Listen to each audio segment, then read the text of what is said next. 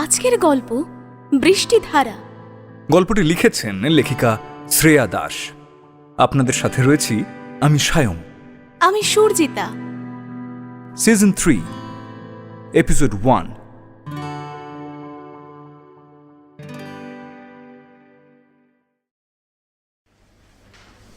ক্লাসের ফাঁকে ফাঁকে বারবার বৃষ্টির চোখ চলে যাচ্ছে দরজার বাইরের দিকে। মনটা বড্ড অস্থির করছে ওর।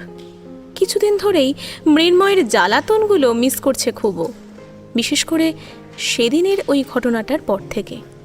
বৃষ্টি বুঝতে পেরেছে সেদিন ওইভাবে ওর কথাগুলো বলা ঠিক হয়নি, কিন্তু রাগের মাথায় ও সেদিন বলে ফেলেছিল এবং তার জন্য সরিও বলেছিল সেই দিন। কিন্তু ছেলেটা কিছুই বলেনি ওকে। তারপর থেকেই ছেলেটাকেও দেখতে পায় না। কলেজের ক্লাস বা প্র্যাকটিক্যালের শেষে বা অফ টাইমে কলেজের গ্রাউন্ডে ক্যাম্পাসে কোথাওই ছেলেটার দেখা মেলে না। ইতিমধ্যে রাত্রে সেই অচেনা নাম্বার থেকে ফোন আসা বন্ধ হয়ে গিয়েছে। ফলে আরও বিক্ষিপ্ত হয়ে রয়েছে বৃষ্টির মনটা। উফ, কেন হচ্ছে আমার এরকম? কেমন যেন অস্থির লাগছে নিজেকে। ঠোঁট কামড়ে ধরে চোখ দুটো বন্ধ করে নিজেকে শান্ত করতে চায় বৃষ্টি, কিন্তু পারে না। আবার সেই অবাধ্য মন ছুটে যায় বাইরে। চোখ দুটো অনবরত খুঁজে চলেছে কাউকে, যাকে আগে একবার হলেও ক্লাসের বাইরে করিডোরে সাদা অ্যাপ্রন গলায় স্টেথো নিয়ে দাঁড়িয়ে থাকতে দেখা যেত, তাকেই খুঁজে চলেছে ও। স্যার ম্যামেদের পড়ানোর মাঝে বাইরে চোখ পড়লেই তাকে একগাল হাসি মুখে দাঁড়িয়ে থাকতে দেখে বিরক্তিতে রাগে মুখ ঘুরিয়ে নিত বৃষ্টি। আর আজ সেই হাসি, সেই বিরক্ত, সেই রাগ বড্ড মিস করছে ও।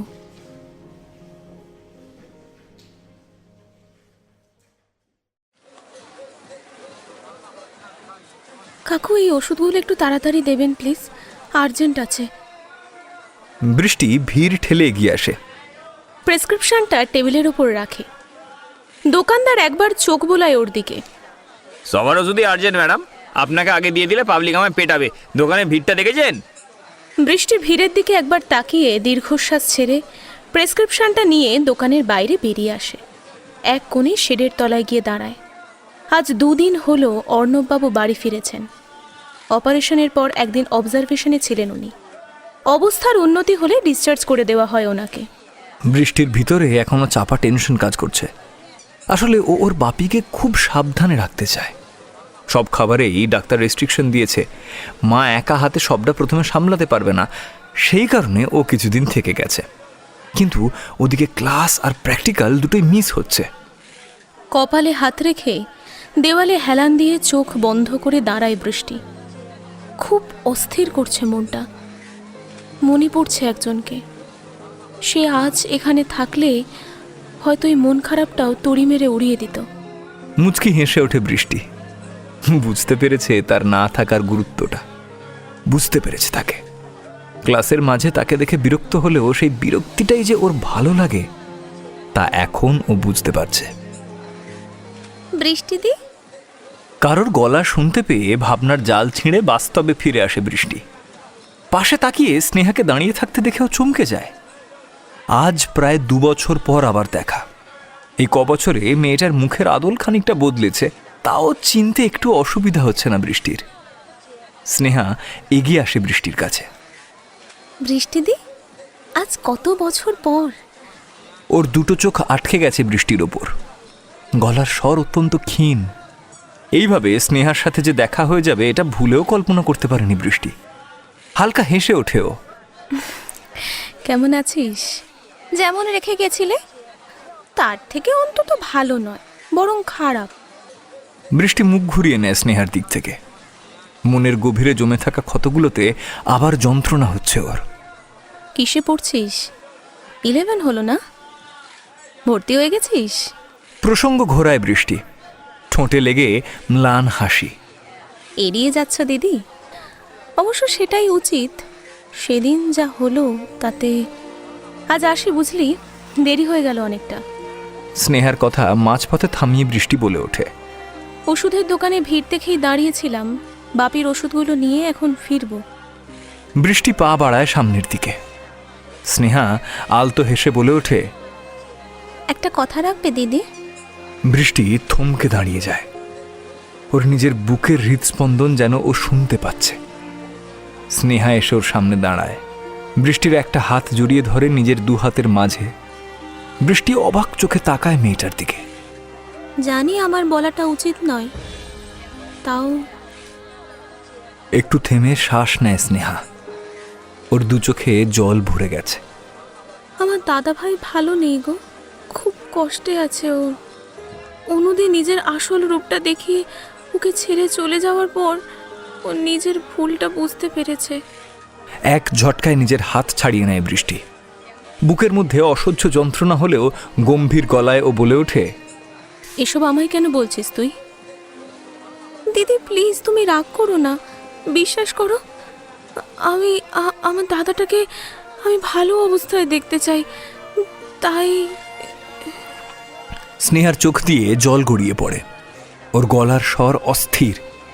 বৃষ্টি কিছু বলে না, মুখ ঘুরিয়ে নেয়। ওর নাকের পাটা ফুলে উঠছে। স্নেহা বলে চলে, দিদি বিশ্বাস করো, ও তোমায় খুব ভালোবাসে। আমি তোমার জন্য ওকে কাঁদতে দেখেছি। অনুদি চলে যাওয়ার পর ও তোমায় অনেক খুঁজেছে, কিন্তু কোথাও খুঁজে পায়নি। ও তোমার বাড়ি যেতে চেয়েছিল, কিন্তু নিজের করা অপরাধের কারণে তোমার সামনে গিয়ে দাঁড়াতে পারেনি। কিন্তু এখন তো তুমি ফিরে এসেছো, বলো তুমি একবার ওর সামনে গিয়ে দাঁড়াও, দেখবে ও তোমায় ঠিক কাছে টেনে নেবে। স্নেহা এক নিঃশ্বাসে সবটা বলে থামে। গলা ধরে আসছে ওর। বৃষ্টির দিকে অনেক আশা নিয়েও তাকিয়ে রয়েছে। এটা নিশ্চয়ই অনেক আগের ঘটনা, তাই না স্নেহা?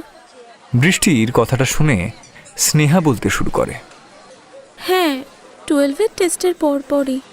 আর কিছু বলতে পারে না স্নেহা। অবশ্য বৃষ্টির যা বোঝার ছিল তাও বুঝে গেছে। তখন আমি সব কিছুর থেকে অনেক দূরে বোন, নাগাল না পাওয়াটাই স্বাভাবিক। এসব নিয়ে ভাবলে মেডিকেল পড়া আর আমার হতো না, চান্সও পেতাম না এবছর। দিদি প্লিজ একবার তুমি দাদার সামনে গিয়ে দাঁড়াও, দেখবে সব আগের মতো হয়ে যাবে। কথাটা শুনে আলগা একটা হাসি হেসে ওঠে বৃষ্টি। ও আমার অতীত ছিল, আর এখানে আগের মতো হওয়ার কিছু নেই, কারণ ও কোনোদিনও আমায় ভালোবাসেনি রে। তুই বাড়ি যা। তুমি আসবে তো দিদি? স্নেহার চোখ দুটো ভেজা, গলার স্বরে কাতরতা। বাড়ি যা তুই। এই মুহূর্তে বৃষ্টির মুখ ভাবলেশহীন, গলার স্বর হিম শীতল। স্নেহা আর কথা বাড়াবার সাহস পায় না। মাথাটা হালকা নাড়িয়ে বাড়ির পথেও পা বাড়ায়। বৃষ্টি একভাবে তাকিয়ে থাকে সামনের দিকে। স্নেহার বলা কথাগুলো ওর কানে বাজছে এখনো। মুখের আদল বদলে গেছে বৃষ্টির। বিড়বিড় করেও বলে ওঠে, আমি যাব স্নেহা, যেতে তো আমাকে হবেই, তবে এই প্রথম আর এই শেষ। সেদিন আমি জবাবটা দিতে পারিনি, তবে এবার আমি দেব।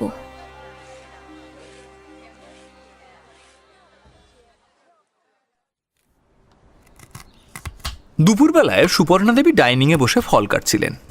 এমন সময় বৃষ্টি ওর জুতোতে পা গলালো। মা আমি একটু আসছি। মেয়ের দিকে তাকিয়ে ধমকের সুরে তিনি বলে উঠলেন, এই ভর দুপুরে কোথায় যাচ্ছিস? বাঁ হাতে পড়ে থাকা বড় ডায়ালের ঘড়িটার দিকে তাকালো বৃষ্টি। ভর দুপুর কোথায়, বিকেল 4টে বাজে। আর তোমাকে তখন বলেছিলাম তো যে একটু বেরোবো। হাতে থাকা ছুরি আর আধকাটা ফল প্লেটে রেখে এইবার উঠে মেয়ের দিকে এগিয়ে আসেন সুপর্ণা দেবী। হ্যাঁ সে যা, যেতে বারণ করছি না, কিন্তু যাচ্ছিসটা কোথায়? ঠোঁট কামড়ে ধরে বৃষ্টি। চোখে চাঞ্চল্য। মাকে মিথ্যে কথাও বলতে পারবে না, আবার সত্যিটাও বলতে এখন মন মানছে না ঠিক। তাই মৃদু স্বরে ও বলে ওঠে, এসে বলি? আচ্ছা ঠিক আছে, যা। বৃষ্টি হালকা হেসে বেরিয়ে যায়। ভ্রু কুঁচকে চোয়াল শক্ত করে সুপর্ণা দেবী চেয়ে থাকেন সেদিকে। কাঁটায় কাঁটায় 45 মিনিট বাদে বৃষ্টি সেই বছর 2 আগের পরিচিত বাড়িটার সামনে এসে দাঁড়ায়। সামনের দিকে তাকাতেই কেমন একটা শূন্যতা অনুভব করলো ও। সারা শরীর যেন অবশ হয়ে আছে, পা দুটো প্রচণ্ড ভারী, গলার কাছে কষ্টগুলো দলা পাকিয়ে যেন শ্বাস রোধ করতে চাইছে ওর। জল ভরা ঝাপসা চোখের সামনে ফুটে উঠল সেই সন্ধেটা, সেই আলো, গান, ডিজে, দুটো অবয়ব যাদের আলুথালু বেশ, বন্ধ ঘরের ভিতর উত্তেজক শব্দ, একটা ষড়যন্ত্র, ক্ষোভ, বিশ্বাস আর ভালোবাসার অপমান। চোখ বন্ধ করে নিল বৃষ্টি। এক ফোঁটা জল গড়িয়ে পড়ল গাল বেয়ে। যে অতীত থেকে ও বারবার পালাতে চেয়েছে, আজ আবার সেই অতীতের মুখোমুখি ও নিজে। যন্ত্রণাগুলো আবার চাগাড় দিচ্ছে। সুপ্ত থাকা মনের ঘা ক্ষতগুলো আবার দগদগে হয়ে উঠছে। অসহ্য এ যন্ত্রণা। কিছুক্ষণ একইভাবে ঠায় দাঁড়িয়ে থাকে বৃষ্টি। নিজেকে সামলে ওঠার সময়টুকু দেয়ও। তারপর চোখের জল মুছে জোরে শ্বাস নিয়ে চোখ মুখ শক্ত করে দৃঢ় পায়ে এগিয়ে যায় সামনের দিকে।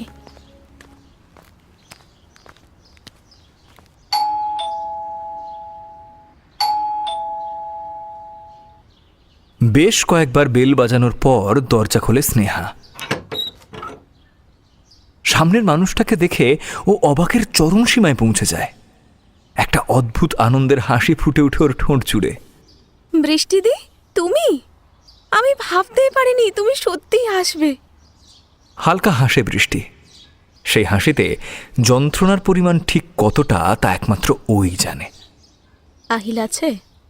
ছোটদা উপরে আছে, জানো তো সবই। তাও বলে দি, সোজা গিয়ে বাঁদিকে। বৃষ্টির অপ্রত্যাশিত আগমনের কারণে খুশির রেশ ছড়িয়ে পড়েছে বছর 17 মেয়েটার গলার স্বরে। প্রথম দিনও এই একই কথা বলেছিলি। আমি গেছিলামও, কিন্তু আজ আর যাব না। ওকে এখানেই ডাক। ওই ঘরে পা দিতে আমার ঘেন্না করে। স্নেহা কথাগুলো শুনে ভ্রু কুঁচকে বৃষ্টির মুখের দিকে তাকালে বৃষ্টি হেসে ফেলে আবার। যে ঘরে আমি হাজার স্বপ্ন সাজিয়েছিলাম, তোর দাদাকে ভালোবেসেছিলাম, সেই ঘরেই আমার বিশ্বাস, ভালোবাসা, সম্মানের হত্যা করা হয়েছে। দিদি।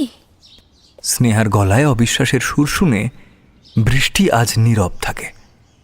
কি হলো? ওকে ডাক, আমার দেরি হচ্ছে। স্নেহা মাথা নাড়িয়ে চলে যায় উপরে। বৃষ্টির কঠিন ব্যবহার আজ ওকে স্তব্ধ করে দিয়েছে। মিনিট কয়েকের ব্যবধানে উপর থেকে আহিলের গলা শুনতে পায় বৃষ্টি। ঘুরে দাঁড়ায়ও। সিঁড়ির দিকে তাকিয়ে থমকে যায় ওর পুরো পৃথিবীটা। চোখ দুটো আবার জলে ভিজে আসে ওর। বৃষ্টি, আমি জানতাম তুই ঠিক আমার কাছে ফিরবি। আহিলের নরম কান্না ভেজা কথায় ঘোর ভাঙে বৃষ্টির। চোখের পাতা কয়েকবার ফেলে ও সামনে চেয়ে দেখে, কিছু বলে না। শুধু ঠোঁটে লেগে থাকে কয়েকটা হাসির রেখা। আমি সেদিন খুব বড় ভুল করেছিলাম। বুঝতে পারিনি আমার আসল ভালোবাসাকে। আমায় ক্ষমা করে দে বৃষ্টি। আহিল কথাগুলো বলে বৃষ্টির কাছে এসে ওকে জড়িয়ে ধরতে চাইলে তার আগেই বৃষ্টি হাত দেখিয়ে ওকে থামিয়ে দেয়। চোখের নিচে কালো দাগ, রুগ্ন মুখ, ক্লান্ত লাল জলে ভেজা চোখে ও অবাক হয়ে তাকায় বৃষ্টির দিকে। আমায় আটকাচ্ছিস কেন? বৃষ্টি দুপা পিছিয়ে আসে। আলতো হাসি ঠোঁটে টেনে মৃদু অথচ তীক্ষ্ণ গলায় বলে ওঠে, আমি যাকে ভালোবেসেছিলাম তার চোখে আমার জন্য সম্মান দেখেছিলাম, আর যার সাথে আমার এই সম্পর্কটা শেষ হয়েছিল তার চোখে আমি এবার নিজেকে ছোট হতেও দেখেছিলাম। কিন্তু দুজন মানুষ একই, আমার ঠিক বিশ্বাস হয় না, কারণ এই দুজনের কাউকেই আমি চিনি না। তুই কি বলতে চাইছিস পরিষ্কার করে বল। আহিল গম্ভীর গলায় বলে ওঠে। বৃষ্টির ঠোঁটের হাসি যেন ওকে বিদ্রুপ করছে ক্রমশ। হাসছিস কেন? পরিষ্কার করে বল আমাকে। তোর বোন বলছিল নাকি তুই পাল্টে গেছিস, আমায় ভালোবাসিস, কিন্তু না, তুই আগের মতোই আছিস, একটুও বদলাসনি, আর কোনোদিনও বদলাবিও না, সেটা আমি জানি।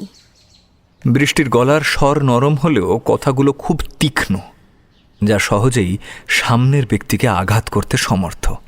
আহিল জ্বলন্ত চোখে চেয়ে রয়েছে বৃষ্টির দিকে। হাতের মুঠো শক্ত হয়ে আসে ওর। বৃষ্টির কথাগুলো যে ওর বড্ড গায়ে লেগেছে তা ওর ভাবভঙ্গিই প্রকাশ করছে। তুই কি করে ভাবলি আমি তোর কাছে ফিরে আসব, তাও আবার এত কিছুর পর? আমি তো তোর কাছে ক্ষমা চাইলাম, তা কি করবো এবার? আমি তোর পা জড়িয়ে ধরবো? ক্ষমা চাইলে কি সব হয়ে যায়, সবটা মিটে যায়? বোধ হয় না। বৃষ্টি শান্ত, চোখ দুটোতে শূন্যতা ভরে আছে ওর। তুই কি ফিরিয়ে দিতে পারবি আমার সেই হারানো সম্মান, বিশ্বাস, ভালোবাসা? আহিল যেন একটু একটু করে দমতে থাকে। অস্বস্তি শুরু হয় ওর। চোখের জ্বলন্ত দৃষ্টি মুহূর্তে স্তিমিত হয়। বৃষ্টির দিকে তাকিয়ে থাকতে কেমন যেন সংকোচ হয় ওর, মুখ ঘুরিয়ে নেয় ও সেদিক থেকে। তোর করা আঘাতের জন্য আমি নিজের উপরই বিশ্বাস করতে ভুলে গিয়েছিলাম তুই আমার অতীত। তোকে আমি কোনো দিনও আপন করতে পারবো না, বরং তোকে আমি ভুলে গেছি। জীবনে অনেকটা এগিয়ে গেছি অন্য কারোর সাথে। ভালো আছি আমি, খুব ভালো আছি। আহিল চকিতে তাকায় বৃষ্টির দিকে। বুঝতে পারে ঠিক কত বড় ভুল ও সেদিন করেছিল। আজ সব থেকেও যেন কিচ্ছু নেই ওর কাছে। সেদিন তুই সবার সামনে দাঁড়িয়ে যে অপমানটা আমায় করেছিলি, তার জবাব আমি ওদিন দিতে পারিনি, কিন্তু আজ তোকে তোর জবাবটা দিয়ে গেলাম। বৃষ্টির গলার স্বর কেঁপে উঠল হালকা। যন্ত্রণাগুলো আবার টুটি চেপে ধরতে চাইছে ওকে। কিছুক্ষণ চুপ করে থাকে ও, তারপর আবার বলে ওঠে, আমি চাইলে হাজারটা লোকের সামনে তোকে অপমান করতে পারতাম, বলতে পারতাম, কিন্তু আমার রুচি তো অমন নয়। কোনো প্রবৃত্তিও নেই কাউকে আঘাত করার। শুধুমাত্র জেদের বশে নিজের স্বার্থ চরিতার্থ করার জন্য কাউকে আঘাত দেওয়ার কথা আমি ভাবতেও পারি না। আহিল আজ বাক্যহারা। চোখ দুটো জলে ভরে উঠেছে ওর। আগের বৃষ্টি আর এই বৃষ্টির মধ্যে আজ আকাশ পাতালের তফাৎ। অবশ্য এর জন্য ওই দায়ী। আসলাম, দেরি হয়ে গেছে অনেকটাই। একটা যন্ত্রণার হাসি হেসে বলে ওঠে আহিল, তোকে আটকাবো না। ভালো থাকিস বৃষ্টি। আর একটা মুহূর্ত অপেক্ষা না করে বৃষ্টি ওই বাড়িতে দরজা খোলা থাকায় দ্রুত বেরিয়ে আসে। সিঁড়ির উপরে দাঁড়িয়ে সবটা দেখছিল স্নেহা। ওর ওই পরিবেশে দম বন্ধ হয়ে আসে একটু একটু করে। দাঁড়িয়ে থাকতে পারে না আরও। সম্পর্কের বিষাক্ততা থেকে বাঁচতেই নিজের ঘরে এসে দরজা বন্ধ করে ভিতর থেকে ছিটকিনি তুলে দেয়।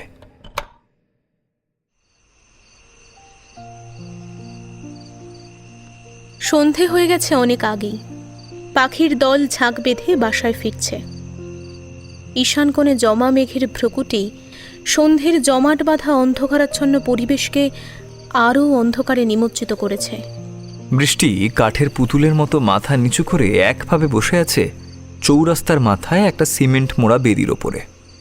তখন ওইভাবে ভিতরে অন্য কারোর সাথে এগিয়ে যাবার কথাটা হঠাৎ করেই যেন ও বলে ফেলেছে। কিন্তু কেন ও বলল সেটাই ও ভেবে পাচ্ছে না। ও তো বলতে চায়নি, বরং মুখ ফসকে বেরিয়ে গেছে। কিন্তু কেন? কার জন্য মনের ভিতরের এই অনুভূতি? কার জন্য কথাটাও বলে ফেলল? শরীরটা বড্ড ক্লান্ত লাগছে ওর, আর কিছু ভাবতে ইচ্ছা করছে না। এতক্ষণ নিজেকে শক্ত রাখলেও ভিতরে যে কতটা ভেঙে পড়েছে সেটা এবার বুঝতে পারছে বৃষ্টি। বড় বড় নোনতা জলের ফোঁটা ওর গাল বেয়ে গড়িয়ে পড়তে শুরু করে ধীরে ধীরে। দুহাতে মুখ ঢেকে নেয় ও। মুখের উপর যোগ্য জবাব দিয়েও যে প্রচণ্ড কষ্ট হচ্ছে ওর। পুরনো কথাগুলো বড্ড মনে পড়ছে। ক্ষতগুলোয় আবার প্রচণ্ড যন্ত্রণা হচ্ছে। সবকিছু তো একটু একটু করে ভুলতে শুরু করেছিল সবে, হঠাৎ আবার খুঁচিয়ে পুরনো ঘাগুলো দগদগে করলো সবাই মিলে। কেন কেন কেন? ঠোঁট চেপে ফুঁপিয়ে ওঠে বৃষ্টি। চিৎকার করে কাঁদতে ইচ্ছে করছে, বলতে ইচ্ছে করছে নিজের ভিতরের জমা কষ্টগুলো, কিন্তু পারছে না। কিছুতেই পেরে ওঠা যাচ্ছে না। নিঃশব্দে জল গড়িয়ে পড়ছে ওর দু চোখ দিয়ে। ডায়াল করা নাম্বারে রিং শুরু হতেই কানে ঠেকালো বৃষ্টি ফোনটা। উপাস থেকে ফোনটা রিসিভড হতেই ও ক্লান্ত গলায় বলে উঠল, আজই আমি ফিরব মা, ব্যাগটা গুছিয়ে রাখো। বাড়ি ফিরেই বেরিয়ে পড়ব। একটা ক্যাব আমি এখনই বুক করে নিচ্ছি। সুপর্ণা দেবী কিছু একটা বলতে গেলে বৃষ্টি অনুরোধের সুরে বলে ওঠে, প্লিজ মা, জোর করো না, জিজ্ঞেসও করো না কিছু, বলতে পারবো না আমি। বৃষ্টি ফোনটা কেটে দেয়। ঠোঁট দুটো এখনো ওর তিরতির করে কাঁপছে, চোখের পাতাগুলো এখনো ভেজা। ও উঠে দাঁড়ায়। হালকা হাওয়া দিচ্ছে। ক্লান্ত শরীর আর মন দুটোই ও টেনে নিয়ে চলেছে সামনের রাস্তার দিকে। একটা ম্লান হাসি খেলে যায় বৃষ্টির ঠোঁটের কোণে। ল্যাম্পপোস্টের আলোয় তা আরও স্পষ্ট হয়ে ওঠে।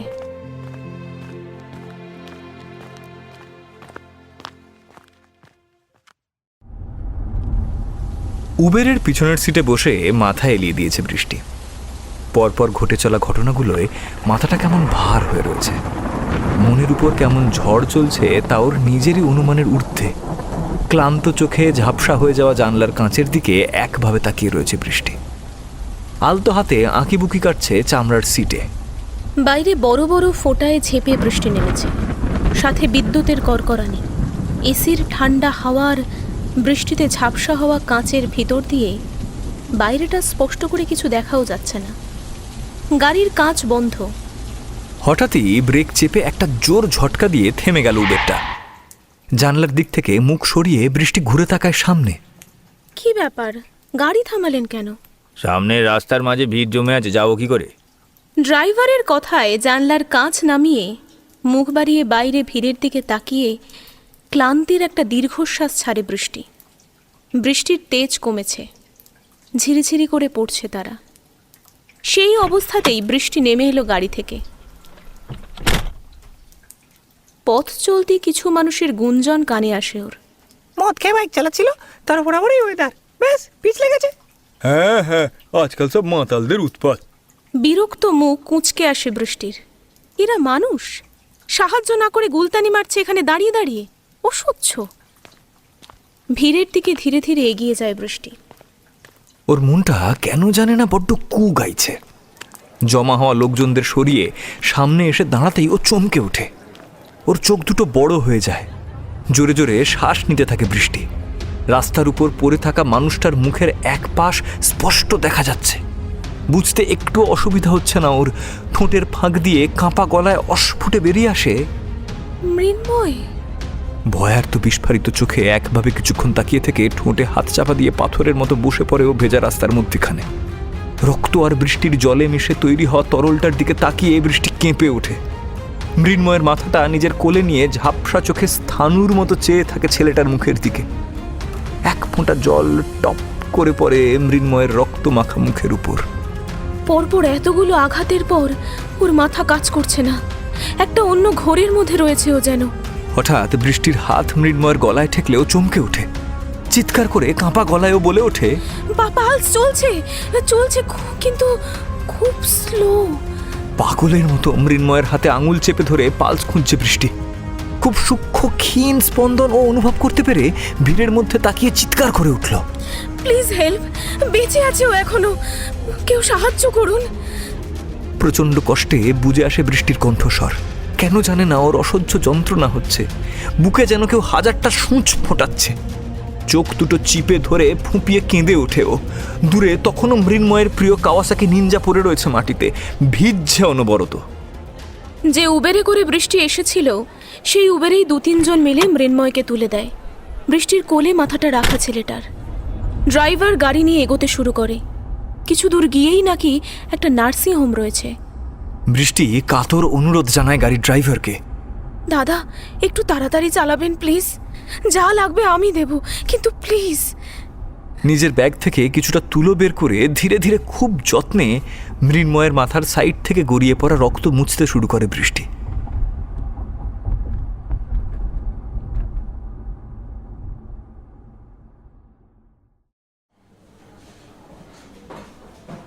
না, তোকে আসতে হবে না, তুই বরং কাকিমাকে সবটা বুঝিয়ে বল। হসপিটালের করিডোরে কানে ফোন নিয়ে অস্থিরভাবে পায়চারি করছে বৃষ্টি। কাকিমাকে বুঝিয়ে বলেছি, ওনার আপত্তি নেই কোনো। তোর কথা মতো আমাদের ঘরটাও ঠিক করে রেখেছি। বৃষ্টির অস্থিরতা শান্ত করতে নিতা আবার জোর দিয়ে বলে উঠল কথাটা। আচ্ছা শোন, যদি মা তোকে ফোন করে একটু সামলে নিস। বৃষ্টির কথায় নিতা অবাক হয়ে গেল। তুই আন্টিকে জানাসনি? বৃষ্টি অনিচ্ছা সত্ত্বে উত্তর দিল, না। এই উত্তরটা শুনে এবার প্রচন্ড রাগ হয় নিতার। রাত 9:30 বাজতে চায় বৃষ্টি, পাগল তুই? চাপ নেই, আমি সামলে নেব, কিন্তু তোকে ফোন করলে একটু সামলে নিস প্লিজ। বৃষ্টির গলার স্বর শুনে নিতা বুঝতে পারে যে একটা কিছু হয়েছে, তাইও বেশি ঘাঁটায় না এই ব্যাপারে। নরম স্বরে প্রসঙ্গ পাল্টাতে জিজ্ঞাসা করে, ওকে, তো মৃন্ময় কেমন আছে এখন? জ্ঞান ফিরেছে? অনেকক্ষণ আগেই ফিরেছে, এখন স্টিচ চলছে। যেভাবে মাথাটা ফেটেছে। কয়েকটা কথা বলতে গিয়েও বৃষ্টির গলা কেঁপে উঠছে। ও যেন চোখের সামনে এখনো মৃন্ময়ের রক্তাক্ত মুখটা দেখতে পাচ্ছে। দুজনেই চুপ থাকে কিছুক্ষণ। নিতা ফোনের উপারের থেকেও বুঝতে পারে বৃষ্টির অবস্থাটা। বৃষ্টিধারা রায়। এমন সময় পিছন থেকে নার্সের গলার আওয়াজ পেয়ে বৃষ্টি ঘুরে তাকায়। ধীর পায়ে এগিয়ে যায় ওনার দিকে। হ্যাঁ আমি, বলুন। আপনাকে ডক্টর মুখার্জি ডাকছেন। বৃষ্টি হালকা মাথা নাড়ে, হাতে ধরা ফোনটার দিকে তাকিয়ে দেখে ফোনটা ততক্ষণে কেটে গেছে। তুই ওদিকটা সামলা, আমি এদিকটা সামলে নেব। নিতার পাঠানো ছোট্ট মেসেজটা দেখে ঠোঁটের কোণে হাসি ফুটে ওঠে বৃষ্টির। ডক্টরস কেবিনে যাওয়ার জন্য ও পা বাড়ায়।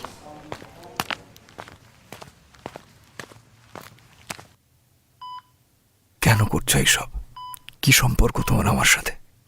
মৃন্ময়ের কথার কোনো উত্তর না দিয়ে বৃষ্টি শুধু ওর দিকে একবার তাকায়। বৃষ্টি, না তুমি আমাকে চেনো আর না আমি চিনি তোমাকে, তাহলে এসবের মানেটা কি? আমি তোমাকে চিনি না? না, চেনো না। যাকে চিনতে আমি সে নই। একভাবে তাকিয়ে থাকে বৃষ্টি মৃন্ময়ের দিকে। ওর মুখ ভাবলেশহীন। বলো, কেন করছো আমার জন্য? বাড়িতে জানিয়ে দাও তুমি একটা বন্ধুর বাড়িতে আছো। বন্ধু? মৃন্ময় বিদ্রুপের হাসি হাসে। আমাদের মধ্যে কি আদৌ সেই সম্পর্ক আছে বৃষ্টি? বৃষ্টি মুখ নামিয়ে নেয়, চোখ দুটো বন্ধ করে জোরে নিঃশ্বাস নেয়। বুঝতে পারছে ছেলেটার অভিমান হয়েছে, কিন্তু যেভাবে নিজের ক্ষতি করেছে সেটা তো মেনে নেওয়া যায় না। রাগ ওরও হয়। আমাকে ছেড়ে দাও, আমি উঠবো, আমি বাড়ি যাব।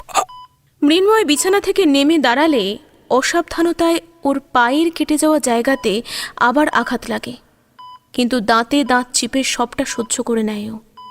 এতক্ষণ পর বৃষ্টির গলার স্বর শোনা যায়, স্বর অত্যন্ত গম্ভীর।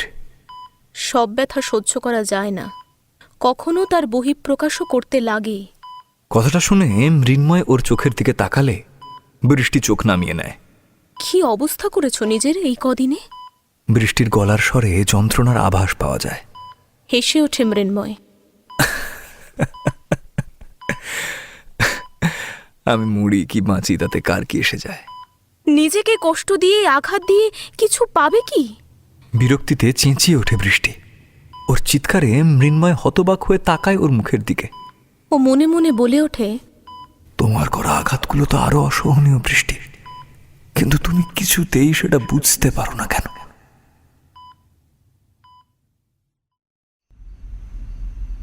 ফ্রেশ হয়ে আসো, আমি খাবার দিচ্ছি। নিতা ওষুধ নিয়ে আসলে খেয়ে শুয়ে পড়বে। আজ রাতটা এখানেই থাকো, কাল ছুটি, রেস্ট নিয়ে পরশু থেকে কলেজ এসো। বৃষ্টি কথাগুলো বলে বেরিয়ে যেতে যায়। পিছন থেকে মৃন্ময়ের মৃদু কণ্ঠস্বর কানে আসে ওর। আমি নিজের জন্য কখনো চিন্তা করি না, তোমাকেও করতে হবে না। আমি এখনই বাড়ি যাব। এবার সমস্ত ধৈর্যের বাঁধ ভাঙে বৃষ্টির। সকাল থেকে একের পর এক ঘটে চলা ঘটনায় এমনিতেই বিক্ষিপ্ত, মনটাও ভালো নেই। তাই সমস্ত রাগ এবার গিয়ে পড়ে মৃন্ময়ের ওপর। দু হাতে শক্ত করে মৃন্ময়ের শার্টের কলার চেপে ধরে জোরে ঝাঁকিয়েও চিৎকার করে ওঠে, কি মনে করো তুমি নিজেকে? তোমার জন্য কেউ চিন্তা করবে না? তুমি যা ইচ্ছা খুশি তাই করে যাবে। ঠিক আছে, আমি চিন্তা করি না তোমার জন্য, করবও না। যাও, যা ইচ্ছা করো, মদ খেয়ে রাস্তায় গাড়ি চালাও, মারপিট করো, যা মন চায় তাই করো, কেউ বারণ করবে না। মৃন্ময় বৃষ্টির দু চোখের গভীরতার দিকে তাকিয়ে আছে একভাবে। ওর ভিতরে জমা কষ্টগুলো চোখের জল হয়ে গড়িয়ে পড়ছে গাল বেয়ে। বৃষ্টির ঠোঁট দুটো কেঁপে উঠছে, কষ্টগুলো গলার কাছে এসে আটকে থাকে। তবুও নিজেকে সামলে নিয়ে কাঁপা স্বরেও বলে ওঠে, কিন্তু মনে রেখো, তুমি নিজেকে কষ্ট দিলে অন্য কারোরও কষ্ট হয়। মুখ ঘুরিয়ে নেয় বৃষ্টি। টেবিলের কোণা শক্ত করে চেপে ধরে ঠোঁট চিপে ফুঁপিয়ে ওঠেও। একের পর এক যন্ত্রণাগুলো যেন ঠেলে বেরিয়ে আসতে চাইছে। বৃষ্টির শেষ কথাটায় হালকা হাসি ফুটে ওঠে মৃন্ময়ের ঠোঁটে। কোনুই চেপে ধরে এক ঝটকায় বৃষ্টিকে নিজের কাছে টেনে আনেও। ঘটনার আকস্মিকতায় থতমত খেয়ে যায় বৃষ্টি। ভেজা চোখে তাকায় মৃন্ময়ের মুখের দিকে। কিছু মুহূর্তের জন্য এক হয় দুজোড়া চোখ। মৃন্ময় জাপটে ধরে বৃষ্টিকে, নিজেকে কারুর উষ্ণ বাহুবন্ধনে অনুভব করে আবারও ঝাপসা হয়ে আসে বৃষ্টির চোখের সামনেটা। অনবরত জল গড়িয়ে পড়তে থাকে ওর গাল বেয়ে।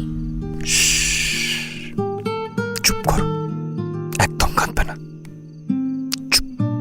মৃন্ময় বৃষ্টির ঘাড়ে মুখ গুজে ফিসফিসিয়ে বলে ওঠে, আলতো হাতে বারবার ওর চুলে আঙুল বোলাতে থাকে। ছাড়ো আমায়। মৃন্ময়কে নিজের থেকে জোর করে আলাদা করে আলতো ধাক্কা দিয়ে সরিয়ে দেয় বৃষ্টি। ভেজা চোখে একবার ছেলেটার দিকে তাকিয়ে মুখ ঘুরিয়ে বেরিয়ে আসে ঘর থেকে।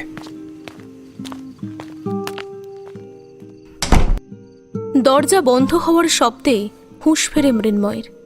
বৃষ্টির দু চোখের মধ্যে থাকা যন্ত্রণা ও যেন অনুভব করতে পারছে। মৃদু স্বরে ফিসফিসিয়ে নিজেকে নিজেই বলে ওঠে ও, না, তোমার উপরে আর রাগ করে থাকাই যাবে না, বরং তোমার মনের ভিতরে জমে থাকা যন্ত্রণাগুলো বের করতে হবে আমাকে। পাশে চেয়ারের উপর বৃষ্টির ওর জন্য রেখে যাওয়া টাওয়াল আর জামাটা নিয়ে ওয়াশরুমে ঢুকে যায় মৃন্ময়।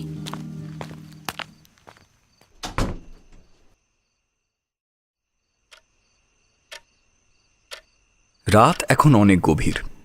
মৃন্ময় ঘরের ভিতর ঘুমিয়ে পড়েছে।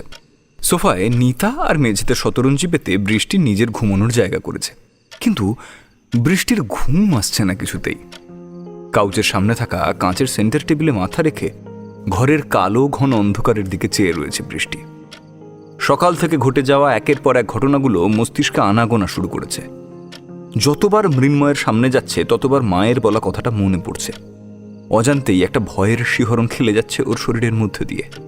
বারবার মন বলে উঠছে, কারোর প্রতি দুর্বল হোস না তুই, কারণ সবাই তোকে আবার কষ্টই দেবে। কিন্তু ও পারছে না। এইবারে ও সত্যিই পারছে না। এই ছেলেটার সাথে আর কত খারাপ ব্যবহার করবে ও? মনের মধ্যে কি চলছে, কি অনুভূতি হচ্ছে, কিচ্ছু বুঝতে পারছে না বৃষ্টি। কিন্তু এই কদিনে মৃন্ময়ের অভাবটা বুঝতে পেরেছে ও ভীষণভাবে। কিন্তু ওর সামনে দাঁড়াতে, বন্ধুত্বের হাতটা বাড়িয়ে দিতেই কেমন যেন অস্বস্তি হচ্ছে ওর। অস্বস্তিতে দুহাতে মুখ ঢেকে নেয় বৃষ্টি। মাথার চুলগুলো মুঠো করে চেপে ধরে জোরে শ্বাস নেয়। বৃষ্টি অনুভব করে এই ওয়েদারেও হাতের পাতা ঘেমে উঠেছে ওর। মনের ভিতরে শুকিয়ে যাওয়া পুরনো ক্ষতগুলো আবার জীবন্ত হয়ে উঠছে। যন্ত্রণা হচ্ছে প্রচণ্ড, শ্বাস আটকে আসছে ওর। দাঁত দিয়ে ঠোঁট চেপে ধরে বৃষ্টি। চোখ দিয়ে জল গড়িয়ে পড়ে ওর। দুই হাঁটুর মাঝে মুখ গুজে ফুঁপিয়ে ওঠে বৃষ্টি।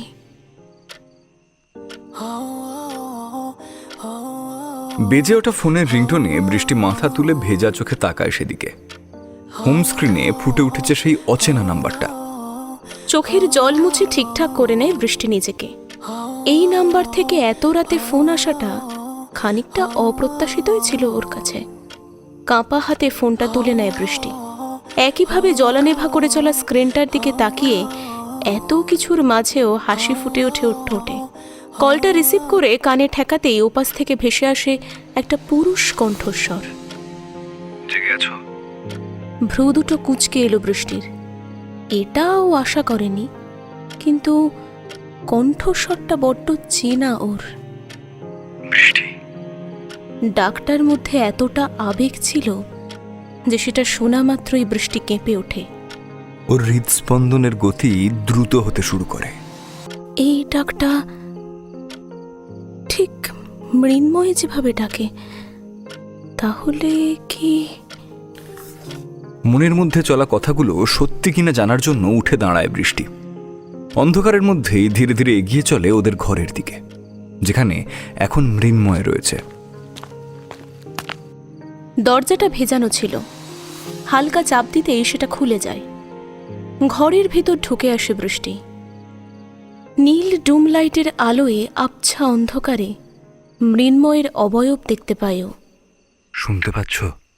আওয়াজটা ফোনের ভিতর থেকে না সামনের থেকে আসছে ঠিক বুঝতে পারে না বৃষ্টি। চারপাশের সবকিছু কেমন ফাঁকা লাগছে ওর। অনুভূতিহীন বিস্ফারিত চোখে ও চেয়ে থাকে সামনের দিকে। শুকনো ঠোঁট জোড়া বিড়বিড়িয়ে অস্ফুটিয়ে বলে ওঠে, মৃন্ময়, তুমি? ফোনটা হাত থেকে মাটিতে পড়ে যায় বৃষ্টির। নিজেকে সামলাতে পাশের টেবিলের কোণাটা চেপে ধরেও। মৃন্ময় একেবারেই আশা করেনি বৃষ্টিকে এই ঘরে। ধরা পড়ে যাওয়ার ভয় ওর চোখে মুখে ছড়িয়ে পড়ে। এইভাবে তো ও নিজের মনের কথা বলতে চায় না বৃষ্টিকে। যদি ওকে আবার ভুল বোঝে বৃষ্টি, যদি আবার দূরে সরিয়ে দেয় ওকে। ওহ, নিজের গালেই এবার চড় মারতে ইচ্ছে করছে মৃন্ময়ের। এই ভুলটা ও কি করে করলো ও ভেবেই পাচ্ছে না। ঘরের টিউবলাইটটা জ্বালিয়ে তড়িঘড়ি বিছানা থেকে নেমে বৃষ্টির দিকে এগিয়ে আসেও। হাত ধরতে চাইলে 2 কদম পিছিয়ে যায় মেয়েটা। মৃন্ময় মুখ তুলে তাকায়। বৃষ্টির চোখে একটা অবিশ্বাস দেখতে পায় ওর নিজের জন্য। কাঁপা গলায় বলে ওঠে, বৃষ্টি, আমার কথাটা একবার শোনো। তুমি তুমি আমায় ফোন করতে? বৃষ্টির কথায় মাঝপথেই থেমে যায় মৃন্ময়। একটা শুকনো ঢোক গেলেও। ও তো রাতে গানগুলো তুমি বাজাতে। বৃষ্টির চোখ দিয়ে জল গড়িয়ে পড়ছে।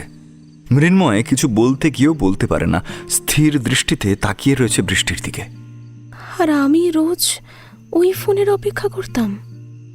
হ্যাঁ হ্যাঁ, তাই তো। সেদিন রাতে ঝামেলার পর তো আর ফোন আসেনি। তুমিই করতে। বৃষ্টির যেন এখনো ঠিক বিশ্বাস হচ্ছে না। আলতো হাসি খেলে যায় বৃষ্টির ঠোঁটের কোণে। চোখের হাজার ব্যথারা ভিড় করে আসে। আমার টান চলে এসেছিল একটা। অপেক্ষা করতাম মতো রাতেও তোমার ওই ফোনের জন্য। ঘুম আসতো না, কিন্তু কেন করতে? শেষ প্রশ্নটা করে এক অজানা আশঙ্কায় কেঁপে ওঠে বৃষ্টি। মৃন্ময়ের ঠোঁট কামড়ে ধরে।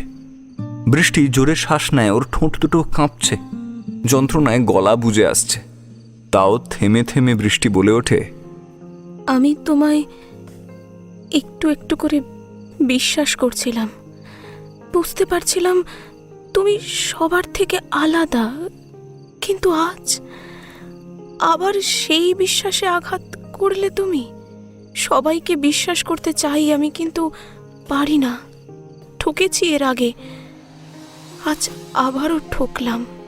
কেন আমার সাথেই কেন এমন হয়? কেন করলে তুমি এরকম? আজ সবটা মিথ্যে হয়ে গেল, সবটা। সেই অনুভূতি, সেই হাসি, একটু ভালো লাগা, একটু প্রশান্তি, সেই রাত জাগা, সেই অপেক্ষা, সবটা। বৃষ্টি, আমার কথাটা একবার শোনো। বৃষ্টি চোখের জল মুছে বেরিয়ে যায় ঘর থেকে। মৃন্ময় ওর পিছনে গিয়েও যেতে পারে না। ওর পায়ের সব শক্তি যেন কেউ কেড়ে নিয়েছে। মৃন্ময় মাটিতেই বসে পড়ে। ও জানতো বৃষ্টি একদিন সত্যিটা জানতে পারবে ঠিকই, রিয়্যাক্টও করবে, কিন্তু এইভাবে এটাও কল্পনাও করতে পারেনি। পাশে মেঝেতে পড়ে থাকা বৃষ্টির ফোনটা তুলে নেয় ও। স্ক্রিন ফেটে গেছে পুরো, কিন্তু সেখানে এখনো জলজল করছে একটা নাম, জাদুকাঠি। জাদুকাঠি নাম দিয়ে ওর নাম্বারটা সেভ করা রয়েছে। চোখের পাতা ভারী হয়ে আসে মৃন্ময়ের। এক ফোঁটা জল পড়ে ওই ফোনের ভাঙা স্ক্রিনটার ওপর।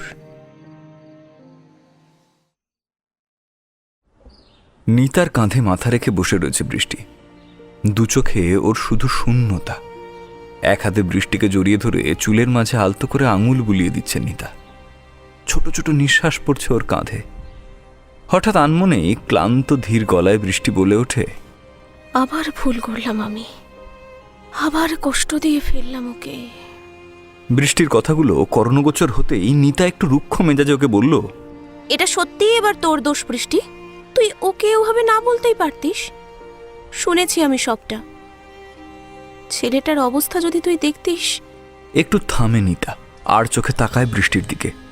মেয়েটা ততক্ষণে ওর হাত আঁকড়ে ধরেছে। আজ বাড়ি ফেরার সময়ও ওর চোখ তোকে খুঁজছিল, হয়তো কিছু বলতে চাইছিল, কিন্তু তুই তো। বৃষ্টি মাথা তুলল এবার। নিতার বিরক্ত হওয়া মুখটার দিকে ও একবার তাকালো। কি করতাম আমি? কাল পুরো দিনটা আমার কেমন কেটেছে সেটা একমাত্র আমিই জানি। মাথা ঠিক ছিল না। বৃষ্টির কথাগুলো শুনে ঝাঁঝিয়ে ওঠে নিতা। মাথা ঠিক ছিল না তা বলতিস না কোনো কথা? কেন বলতে গেলি ছেলেটাকে ওরকম ভাবে? জলে ভরে ওঠে বৃষ্টির চোখ দুটো। মাথা নামিয়ে নেয় ও। নিতা আজ প্রচণ্ড রেগে গেছে। এর থেকে তো ভালো ছিল ওকে রাস্তায় ফেলে আসতে পারতিস। দরদ দেখিয়ে নার্সিংহোমে নিয়ে গিয়ে ওকে সুস্থ করার কি দরকার ছিল?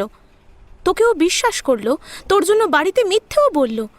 তুই আর আমি ছাড়া কেউ জানে না ওর কাল কি অবস্থা হয়েছিল। হাত মুঠো করে নিজেকে শান্ত করতে চাইল নিতা, কিন্তু পারছে না। কাল রাতের ঘটনাটা যতবার ওর মনে আসছে ততবার রাগে জ্বলে যাচ্ছে ওর চোখ মুখ। তুই ওর সাথে যেরকম ব্যবহার করেছিস, তারপর তো ওর তোকে ব্লেম দেওয়ার কথা, তোর থেকে মুখ ঘুরিয়ে নেওয়ার কথা, কিন্তু না, সেটাও করেনি। কিন্তু তুই কেন করলি এটা?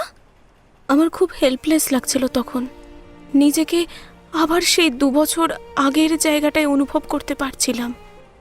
বৃষ্টির গলার স্বর প্রচণ্ড শান্ত, চোখ দিয়ে গড়িয়ে পড়ছে জলের ধারা, কিন্তু তা মোছার চেষ্টা করছে না ও একবারও। আহিলও ওরকম রাতে আননোন নাম্বার থেকে ফোন করেছিল, তারপর অত কিছু হয়ে গেল, তাই আমি ভয় পেয়ে ওসব বলে ফেলেছি। ব্যাস বৃষ্টিধারা, চুপ করো, অনেক হয়েছে। নিতার মুখে তুমি ডাক শুনে বৃষ্টি অবাক হয়ে ওর দিকে তাকায়। ও বুঝতে পারে কি পরিমাণ রেগে গেছে ও। বিছানা থেকে নেমে এসে ওর সামনে গিয়ে দাঁড়ালো বৃষ্টি। অনেক কষ্ট পেয়েছো তুমি, অনেক অপমান সহ্য করেছো, অনেক ভয়ে বেঁচেছো, আর নয়, সব কিছুর শেষ তুমি কাল নিজেই করে এসেছো। এবার তোমার মন থেকে সব কষ্ট, ভয়, অবিশ্বাসের যন্ত্রণা দূর করো, না হলে এইভাবে ভয়ে, কষ্টে, যন্ত্রণায় তুমি বেঁচে থাকতে পারবে না, শেষ হয়ে যাবে। নিতা এতক্ষণ গম্ভীর থাকলেও শেষের কথাগুলো বলতে গিয়ে ওর গলা কেঁপে ওঠে, চোখের পাতা ভারী হয়ে আসে। তাকাও আমার দিকে। ভেজা চোখে নিতার চোখে চোখ রাখে বৃষ্টি।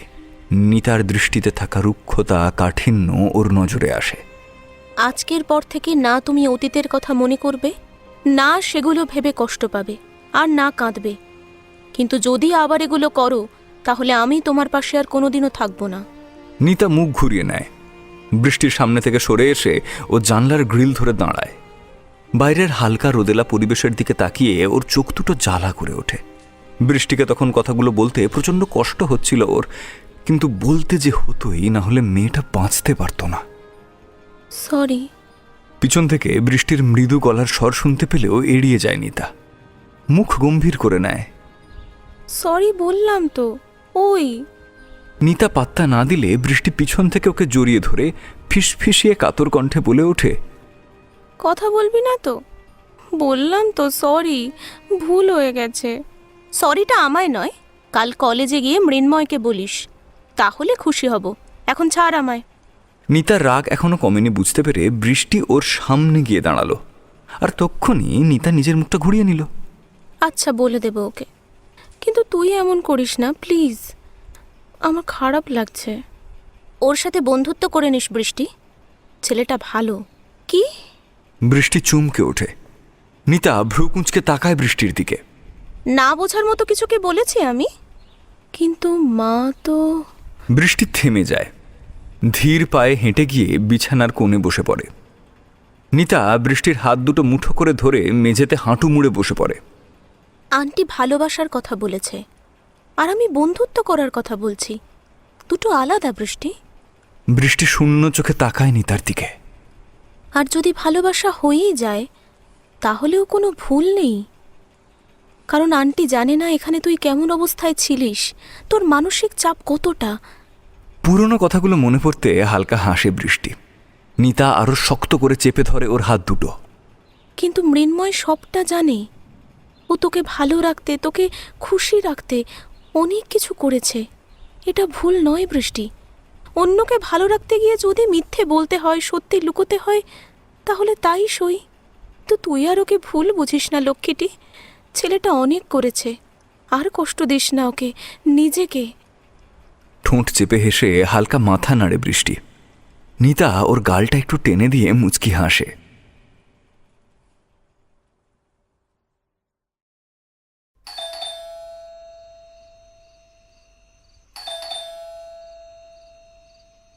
বাড়িতে বেল বেজে উঠলে সোফায় পেপার নিয়ে বসে থাকা প্রবোধবাবু গম্ভীর মুখে দেওয়াল ঘড়ির দিকে তাকান। রাত 10:21। রাতের খাওয়ার পর ঘুমোতে যাওয়ার আগে পেপার পড়া ওনার একটা নেশা। ইন্দিরা এসে দরজা খুলে দেয়। মৃন্ময় বৌদিকে সামনে দেখতে পেয়ে হালকা হাসে, তারপর জুতো খুলে রেখে ঢুকে আসে বাড়ির ভিতর। তাহলে এতক্ষণে আসার সময় হলো? ড্রয়িং রুম পেরোতে গিয়ে বাবার তাচ্ছিল্য করে বলে ওঠা কথাটা শুনে একটু থামে মৃন্ময়, মাথা নিচু করে নেয় ও। বৌদি পাশ থেকে হালকা চাপ দেয় ওর হাতে। মৃদু চাপা গলায় তিনি বলেন, ওপরে যা রূপ। দাঁড়াও। মৃন্ময় দুপা গিয়ে বাবার ডাকে আবার থেমে যায়। আমি দাঁড়াতে বলেছি। বাবা থাক না, ছেড়ে দিন, এই তো সবে এলো। তুমি চুপ করো বড় বৌমা, যেটা বোঝো না সেটা নিয়ে একদম কথা বলবে না। ধমকে ওঠেন প্রবোধবাবু। ইন্দিরা চুপ করে যায়। কোথায় ছিলে? বাবার গুরুগম্ভীর স্বর শুনে মৃন্ময় চোখ তুলে তাকায়। সাধারণভাবেই জবাব দেয়, হসপিটালে ওটি করছিলাম, এমার্জেন্সি ক্রিটিক্যাল অবস্থার পেশেন্টদের। মৃন্ময়ের কথা শেষ না হতেই একটা চর এসে পড়ে ওর গালে। অবাক হয় না ও একটু, যেভাবে দাঁড়িয়েছিল ঠিক সেভাবেই দাঁড়িয়ে থাকে।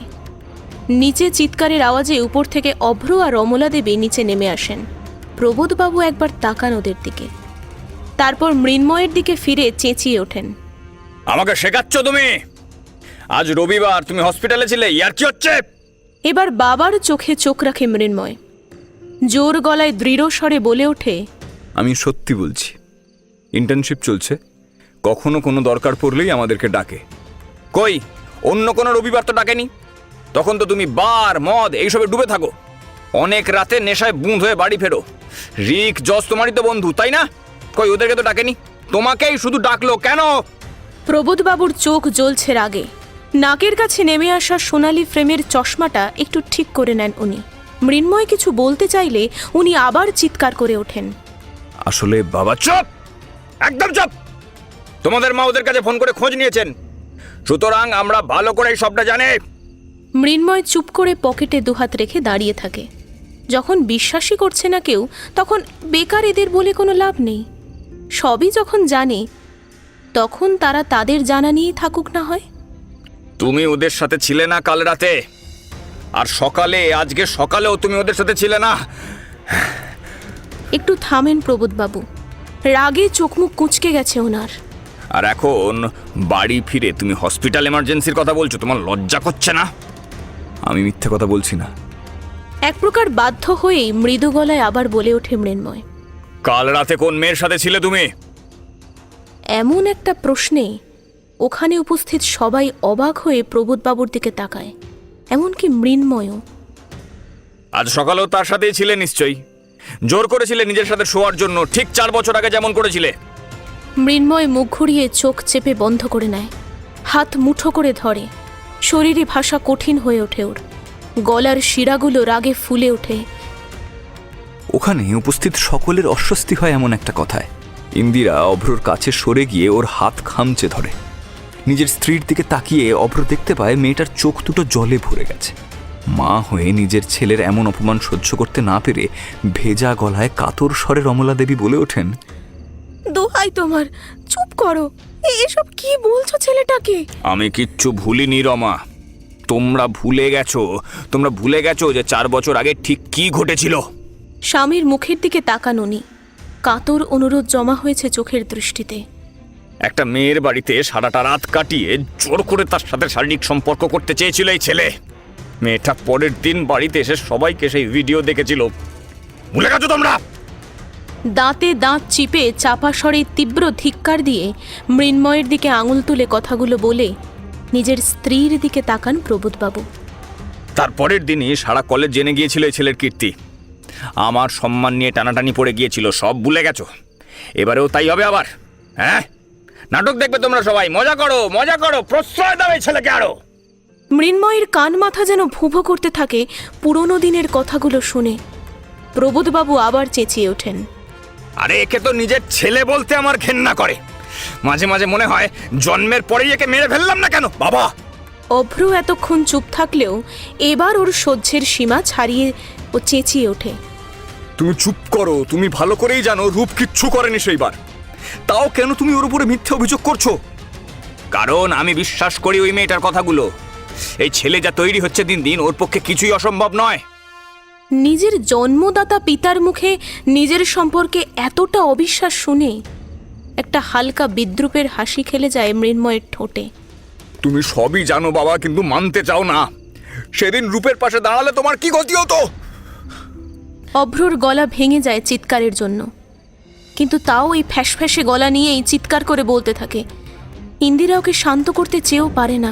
এত ক্ষমতা, এত সম্পত্তি তোমার, আর নিজের ছেলেকে জোর গলায় নির্দোষ বলতে পারো না তুমি একবারও, বরং তাকে আরো অন্ধকারে ঠেলে দিচ্ছ। চুপ কর না দাদা, ছাড়, বাদ দে, ছাড় ছাড় ছাড়। মৃন্ময়ের কাতর অনুরোধে অভ্র ওর দিকে তাকায়। আর নিতে পারছি না রে দাদা ভাই, বিশ্বাস কর, আমিও তো একটা রক্ত মাংসের মানুষ, আর কত সহ্য করবো এই মিথ্যে অভিযোগ। কষ্ট আমারও হয়। সেদিন তোদের সবার থেকে সবচেয়ে বেশি কষ্ট পেয়েছিলাম আমি, যাকে আমি ভালোবেসেছিলাম সেই।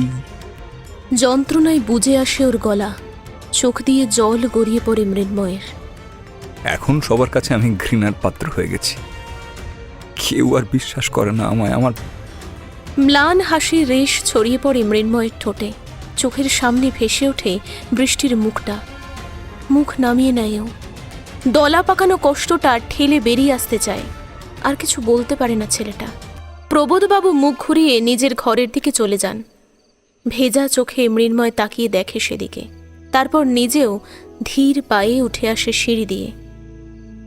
খুব অসহায় মনে হয় ওর নিজেকে। চারপাশের অবিশ্বাসের ঘেরাটোপে যেন বন্দিও। যন্ত্রণার অন্ধকার একটু একটু করে গিলে নিতে আসছে ওকে। দম বন্ধ হয়ে আসে ওর। এই পরিবেশে ওর শ্বাস নিতে কষ্ট হয়, তা সত্ত্বেও ও জোর করে শ্বাস নিয়ে নিজেকে স্বাভাবিক করতে চেষ্টা করে। অন্ধকারের করালো গহ্বরে ছিঁটে ফোঁটা আলোর খুঁজে হাতড়ে বেড়ায় ও সর্বত্র, কিন্তু পায় না। ঘৃণার বিষগুলো যেন বাঁচতে দিতে চায় না ওকে। প্রতি মুহূর্তে দোষী সাব্যস্ত করে চলে ওরা। মৃন্ময়ের চোখ মুখ যন্ত্রণায় কষ্টে লাল হয়ে গেছে। কান্নার তোরে রীতিমতো কাঁপছে ওর গোটা শরীর। ঘরের দরজাটা ভিতর থেকে বন্ধ করে দিয়েই তাতে ঠেস দিয়ে বসে হাঁটুতে মুখ গুজে দেয় ও। চিৎকার করে কেঁদে ওঠে। সেই আর্তনাদ যেন প্রতি ক্ষণে বলে যায় ঠিক কতটা ক্ষতবিক্ষত ছেলেটা।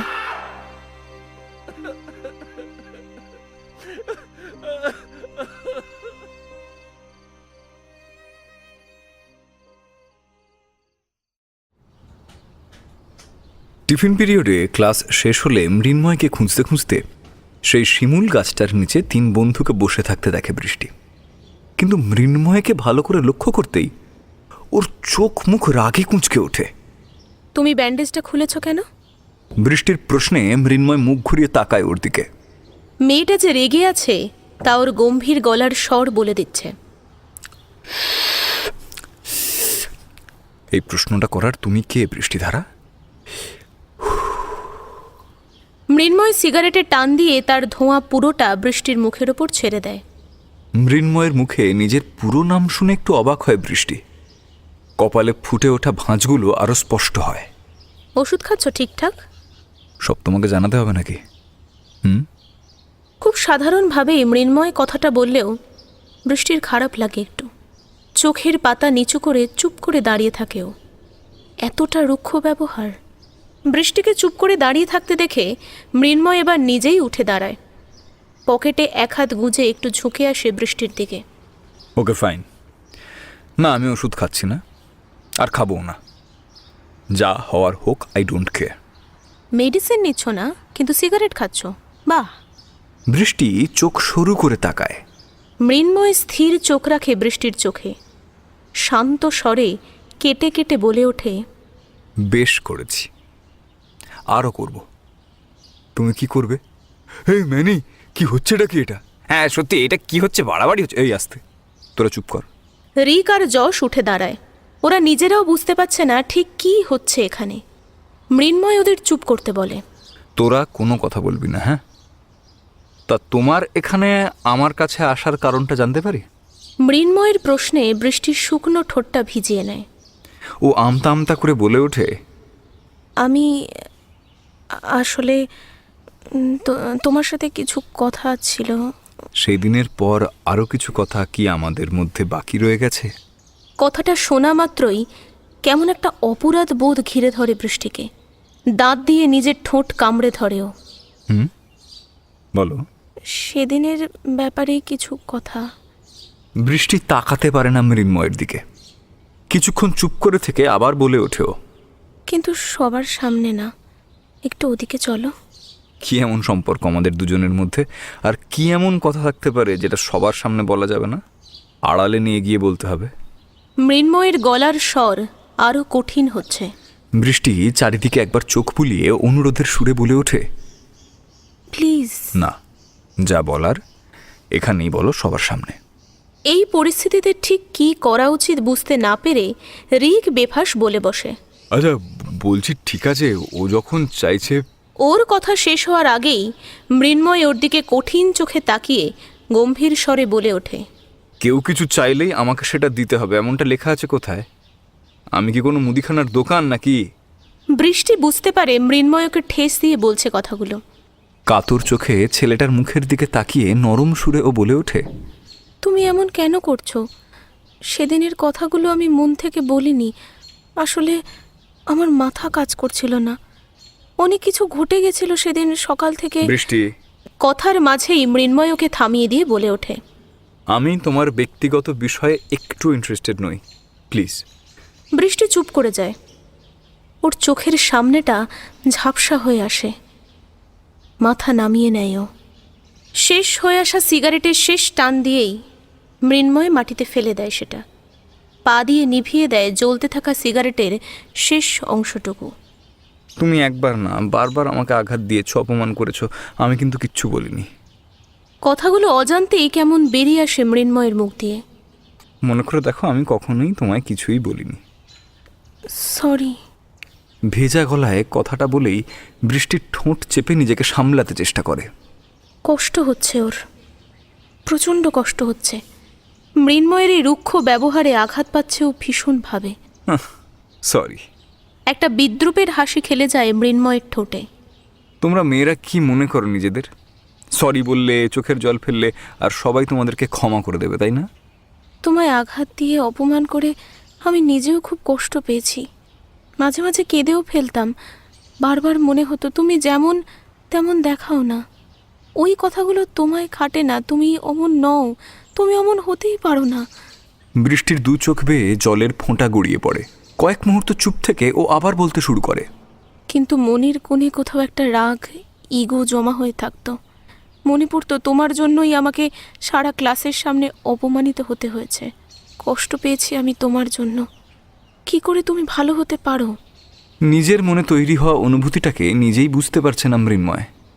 ও অদ্ভুত একটা দৃষ্টিতে তাকিয়ে থাকে বৃষ্টির মুখের দিকে।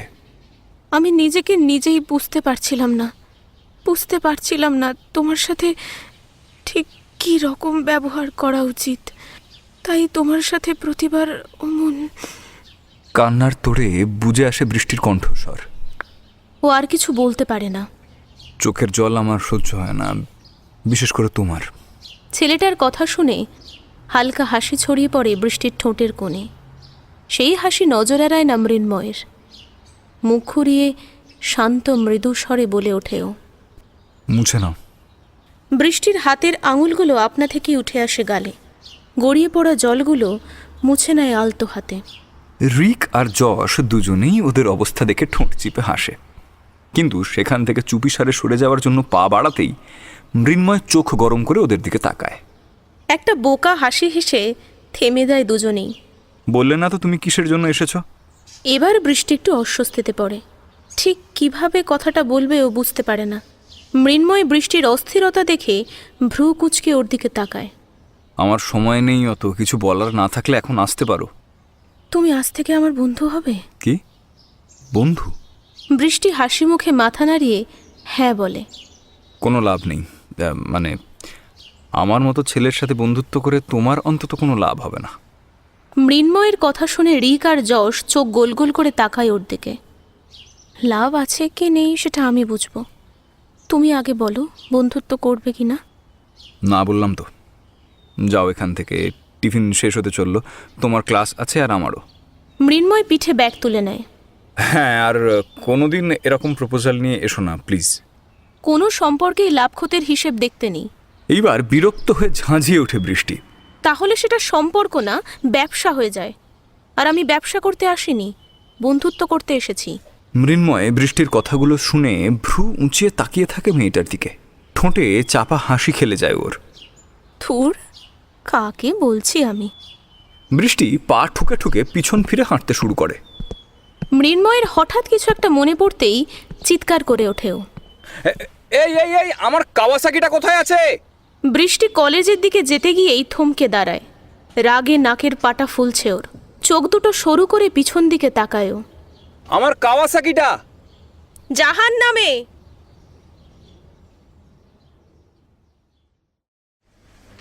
অ্যানাটমির ক্লাস করতে করতে দরজা দিয়ে বাইরের করিডোরে চোখ পড়তেই ঠোঁট চেপে মুচকি হাসে বৃষ্টি। বাইরে অস্থিরভাবে পায়চারি করছে মৃন্ময়, ওর চোখে মুখে বিরক্তি। হঠাৎ মৃন্ময়ের চোখে চোখ পড়লে বৃষ্টি চকিতে মাথা নিচু করে পড়ায় মন দেয়। মৃন্ময় তা দেখে দাঁতে দাঁত চিপে হাতের মুঠি পাকায়। আমার বাইকটা কোথায়? ক্লাস শেষে বাইরে বেরোনো মাত্রই এমন একটা প্রশ্ন শুনে বৃষ্টি থতমত খেয়ে যায়। কি হলো, কথা বলছো না কেন? তুমি কি খেয়ে ফেলেছো নাকি বাইকটা?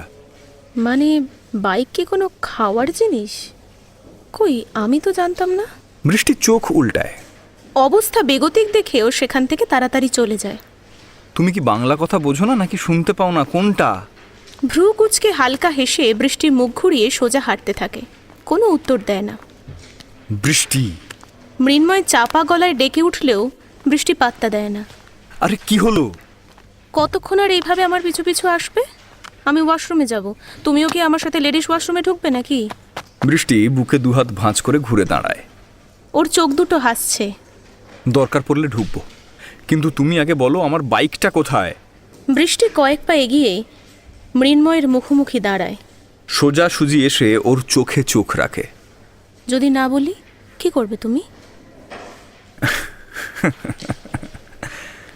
মৃন্ময় বাঁকা হেসে বৃষ্টির কানের কাছে ঝুঁকে ফিসফিস করে বলে ওঠে, তোমার কোনো ধারণাই নেই আমি কি করতে পারি, তাই শেষবার বলছি, আমার বাইকটা কোথায়? এরপর কিছু হলে কিন্তু তার দায় আমার নয়। থ্রেট দিচ্ছ? বাহ, ভালো ভালো। বৃষ্টি মুচকি হেসে ওয়াশরুমে ঢুকে যায়। হাত মুঠো করে নিজেকে সামলে মৃন্ময় নিজেও ঢুকে পড়ে ওয়াশরুমের ভিতর। দরজাটা আটকে দেয় ছিটকিনি তুলে। ওয়াশরুমে বৃষ্টি জানতো যে ও ছাড়া আর কেউ নেই, কিন্তু বেসিনে চোখ মুখ ধুতে গিয়ে সামনের আয়নায় মৃন্ময়ের প্রতিচ্ছবি দেখতে পেয়ে ও চমকে ওঠে। আরে পাগল তুমি! মৃন্ময় এক পা করে এগিয়ে আসতে থাকে বৃষ্টির দিকে। বৃষ্টিও কিছু বুঝতে না পেরে একটু একটু করে পিছনে সরতে থাকে। কথা জড়িয়ে আসে ওর। এটা কি করছো তুমি? দেওয়ালে পিঠ ঠেকে গেছে বৃষ্টির। দুহাত দুপাশের দেওয়ালে রেখে মাঝে বৃষ্টিকে বন্দি করে মৃন্ময় এক দৃষ্টে তাকিয়ে থাকে বৃষ্টির ভেজা মুখের দিকে। ওর থুতনি থেকে টপিয়ে পড়ছে জলের ফোঁটা। মৃন্ময় ওর দিকে ওইভাবে তাকিয়ে আছে তা বুঝতে পেরে মুখটা অন্যদিকে ঘুরিয়ে নেয় বৃষ্টি। বৃষ্টির কানের কাছে মুখ নিয়ে গিয়ে ফিসফিস করে বলে ওঠে মৃন্ময়, আমি ঠিক কি করতে পারি সেইটা দেখাচ্ছি। মৃন্ময়ের উষ্ণ নিঃশ্বাস ছুঁয়ে যাচ্ছে বৃষ্টির ঘাড় সংলগ্ন অঞ্চলে। গলা ঠোঁট শুকিয়ে আসছে ওর, চোখ দুটো আধবোজা হয়ে আসছে। শুকিয়ে আসা গলাতেই কাঁপা স্বরে ও বলে ওঠে, ছাড়ো ছাড়ো আমায়। এত সহজে নাকি? মৃন্ময় আলতো হাতে সরিয়ে দেয় বৃষ্টির ভেজা মুখের ওপর পড়া ছোট ছোট চুলগুলো। প্লিজ। ভাষা ভাষা চোখে বৃষ্টি তাকায় ওর সামনে দাঁড়িয়ে থাকা ছেলেটার দিকে। মৃন্ময় ঠোঁটে হালকা হাসি টানে, আরও একটু সরে বৃষ্টির কাছে। আমার যেখানে অ্যাক্সিডেন্ট হয় সেখানে তুমি গিয়েছিলে, এমনকি আমার নার্সিংহোমেও তুমি নিয়ে গেছো। তার মানে তুমি সবটা জানো, তাই তো? বৃষ্টি কিছু বলতে পারে না, চুপ করে থাকে। মৃন্ময় ঠোঁট চেপে হেসে আঙুল বোলায় ওর গালে। তাহলে বলো, ধারা? সরে যাও আমার কাছ থেকে, বলছি আমি। মৃন্ময় সরে আসে। বৃষ্টি চোখ বন্ধ করে জোরে শ্বাস ছাড়ে। That's like my good girl. দূরে দাঁড়িয়ে পকেটে হাত দিয়ে ঠোঁট কামড়ে হাসে মৃন্ময়। মৃন্ময়কে মুচকি হাসতে দেখে বিরক্তিতে ভ্রু কোঁচকায় বৃষ্টি। আজ কলেজ শেষ হলে নিয়ে যাব তোমায়। আমি এখনই যাব। সমস্যা কি তোমার? একটা বাইকই তো, মরে যাচ্ছ কেন সেটার জন্য? Because of feelings. আমার প্রিয় কোনো কিছুই আমি আমার কাজ ছাড়া করি না। কথাটা বলেই দরজা খুলে বেরিয়ে আসে মৃন্ময়। বৃষ্টির ঠোঁটে চোখে মুখে ফুটে ওঠে অদ্ভুত এক হাসির রেখা। বিড়বিড়িয়ে ও বলে ওঠে, উফ, অসহ্য। তখন থেকে হেঁটে যাচ্ছি, আরে কোথায় নিয়ে যাচ্ছ? মৃন্ময় পিছনে, বৃষ্টি ওর আগে আগে হাঁটছে। ইতিমধ্যে 12-15 একই প্রশ্ন জিজ্ঞাসা করা হয়ে গেছে মৃন্ময়ের, কিন্তু বৃষ্টি কোনো উত্তরই দেয়নি। আরে কি হলো, কোথায় নিয়ে যাচ্ছ আমাকে? তুমি এত বকতে পারো কি করে? সারা রাস্তা তো আমার মাথা খেয়ে এসেছো, এবার একটু চুপ করো। বৃষ্টির মুখ ঝামটা খেয়ে মৃন্ময় চুপ করে যায়।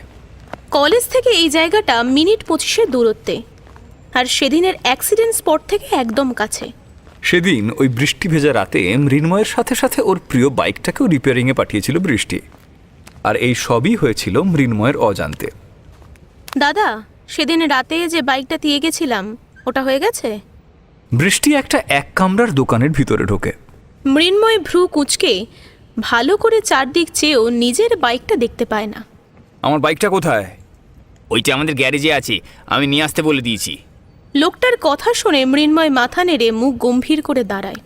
বৃষ্টি নিজের পার্স থেকে টাকা বের করে দিলে লোকটা কিন্তু কিন্তু করতে থাকে। এই দিদি, আসলে মানে আর একটু বেশি লাগবে, কারণ বাইকটা আমরা সার্ভিসিং করে দিয়েছি পুরো। ওকে, নো প্রবলেম। এই ওয়েট, তুমি কেন পে করছো? বৃষ্টি থেমে যায়, হাসি মুখে মৃন্ময়ের দিকে তাকায়। বন্ধু হিসেবে। বন্ধু? আমরা আবার বন্ধু কবে হলাম? বৃষ্টি কিছু না বলে টাকা দিয়ে বাইরে বেরিয়ে আসে, পিছন পিছন মৃন্ময়। নাও এমন সময় বাইরে গোডাউন থেকে কাওয়াসাকি বাইকটা আনা হয়। নাও, চালিয়ে দেখো, তোমার প্রিয় জিনিস তোমার কাছে এনে দিলাম। মৃন্ময় বাইকে উঠে জোরে কিক মারে। বৃষ্টির দিকে তাকিয়ে দাঁতে দাঁত চিপে বলে ওঠে, আমার থেকে দূরে থেকো, ম্যানির সাথে থাকা অতটাও সোজা না, আর এটা রাখো। কতগুলো 100 টাকার নোট বৃষ্টির হাতে গুঁজে দিয়ে বাইক নিয়ে চলে যায়। পিছন থেকে বৃষ্টি চেঁচিয়ে ওঠে, আরে আমায় নিয়ে যাও, ক্লাস আছে আমার। শিট! বৃষ্টি রাগে মাটিতে পা ঠোকে। হাতে থাকা টাকাগুলোকে ছুঁড়ে ফেলতে গিয়েও ফেলে না, জিন্সের পকেটে রেখে দেয় ওগুলো।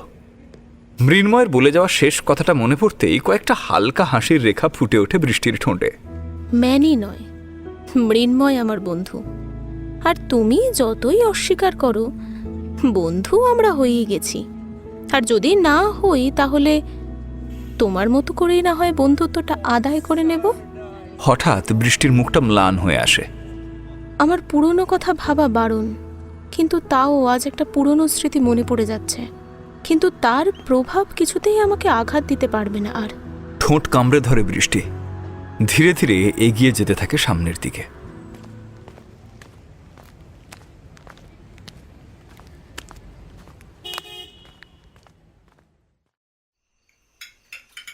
পরের বছর তো তোমার ইন্টার্নশিপ শেষ, তাই তো?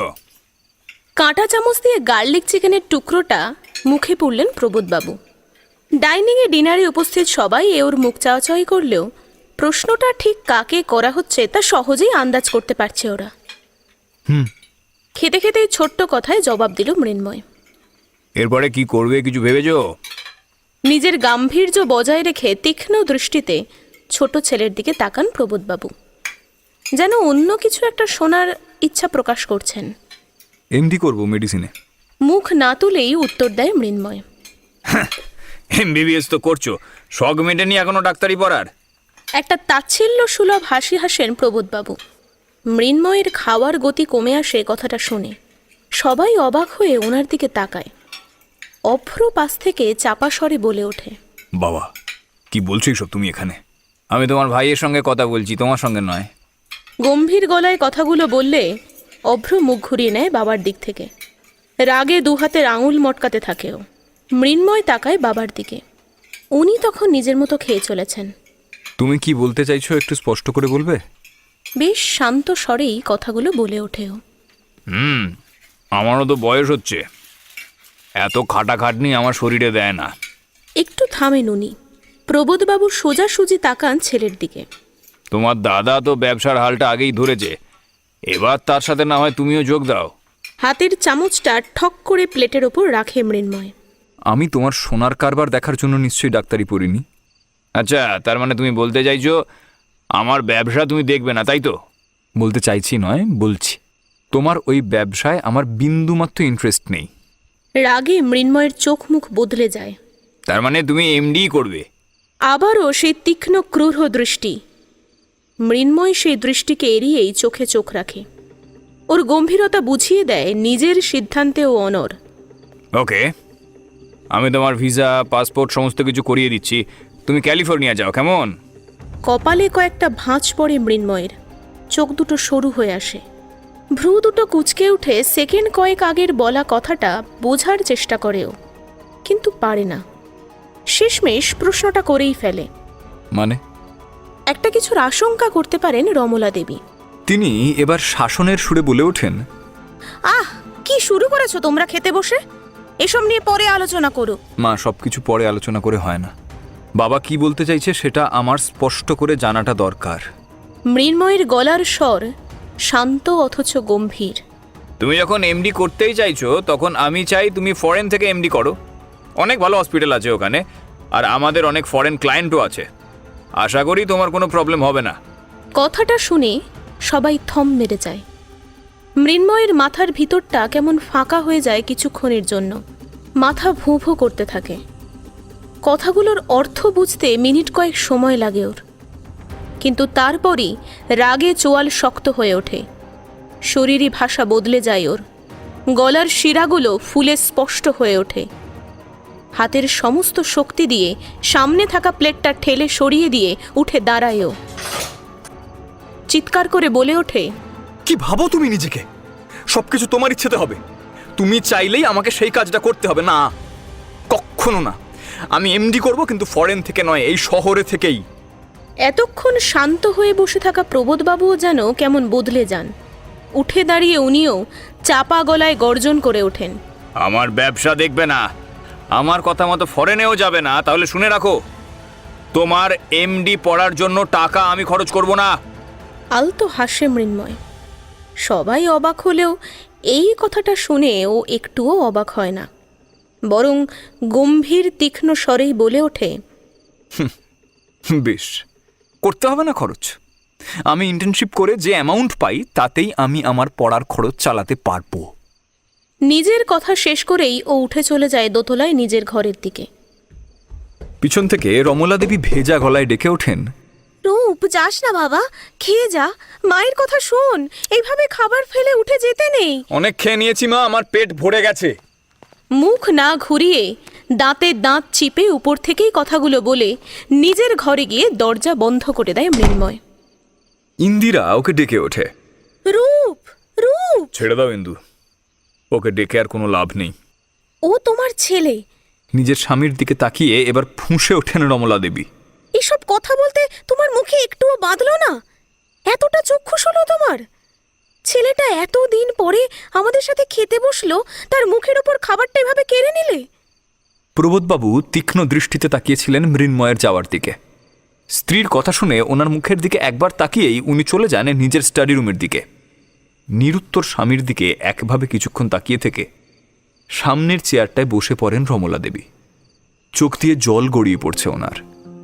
ভেজা কাঁপা গলায় মৃদু স্বরে উনি বলে ওঠেন, ভালো লাগে না আমার আর। ছেলেটা কিছু না করেও কত কিছু সহ্য করছে। 4 বছর পেরিয়ে গেছে, তারপরও উফ, আমি মরে যাই না কেন ভগবান? মা! মৃদু স্বরে একটা আর্ত চিৎকার বেরিয়ে আসে ইন্দিরার গলা থেকে। চোখ দুটো জলে ভরে ওঠে ওর। অভ্রর কাঁধটা এক হাতে চেপে ধরে ও।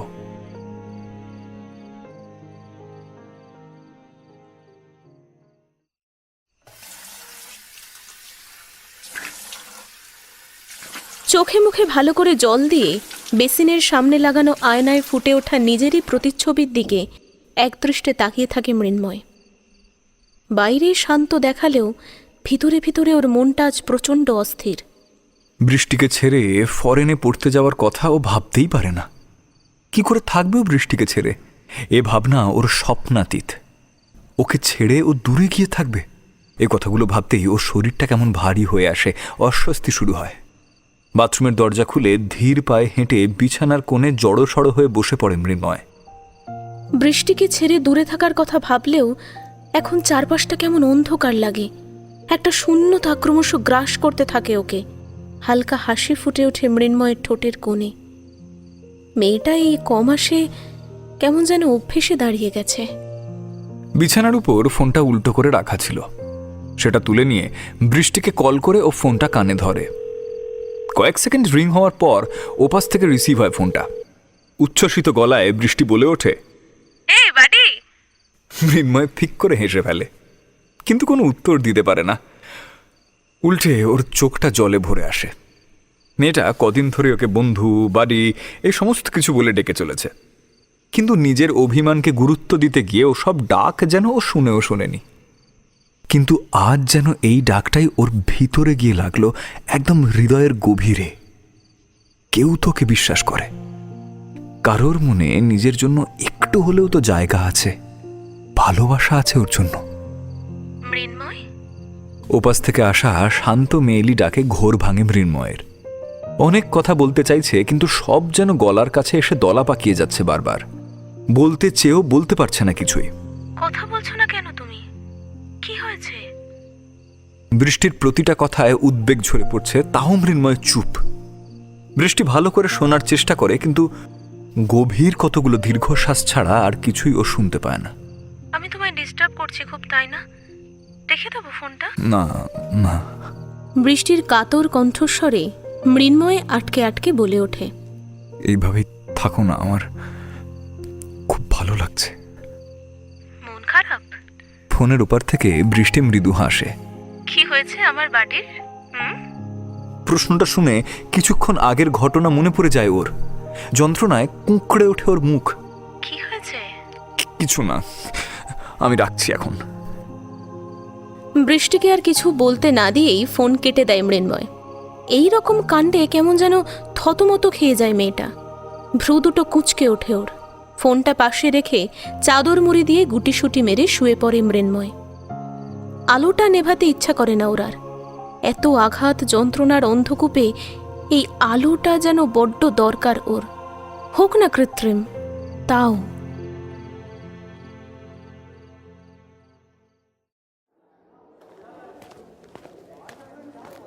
অপারেশন শেষ করে হসপিটাল থেকে বেরিয়ে কলেজের দিকে হেঁটে আসার সময় হঠাৎই মৃন্ময়ের পথ আটকে দাঁড়ায় রিতম। মৃন্ময় ক্লান্ত চোখে ভ্রুকুচকে চেয়ে দেখে সামনের ছেলেটার দিকে। তার ঠোঁটের কোণে বাঁকা হাসির রেখা, চোখের দৃষ্টি অন্যরকম। কি ব্যাপার, তুই এখানে? মৃন্ময় শান্ত স্বরেই প্রশ্ন করে। আসতে হলো, তা কারণটা জানতে পারি? বাবা, ম্যানি এত ভদ্রভাবে কথা বলছে আমার সাথে, বাবা যাচ্ছে না। রিতমের বিদ্রুপাত্মক স্বরে মৃন্ময় অন্যদিকে মুখ ঘুরিয়ে নেয়। তা দেখে মৃদু হাসে রিতম। ওর আরও কাছে সরে এসে ফিসফিসিয়ে বলে ওঠে, তা তোর এই ভদ্রতার কারণ ওই বৃষ্টি বলে মেয়েটা, তাই না? কদিন ধরেই দেখছি ও তোর খুব পিছন পিছনে ঘুরছে। ভালোই পটিয়েছিস কিন্তু রিতম। কথাটা শুনেই মৃন্ময় জ্বলন্ত চোখে তাকায় রিতমের দিকে। দাঁতে দাঁত চিপে বলে ওঠে, তোকে আগেও বলেছি, এখনো বলছি, বৃষ্টির নামে একটাও বাজে কথা কিন্তু আমি শুনবো না।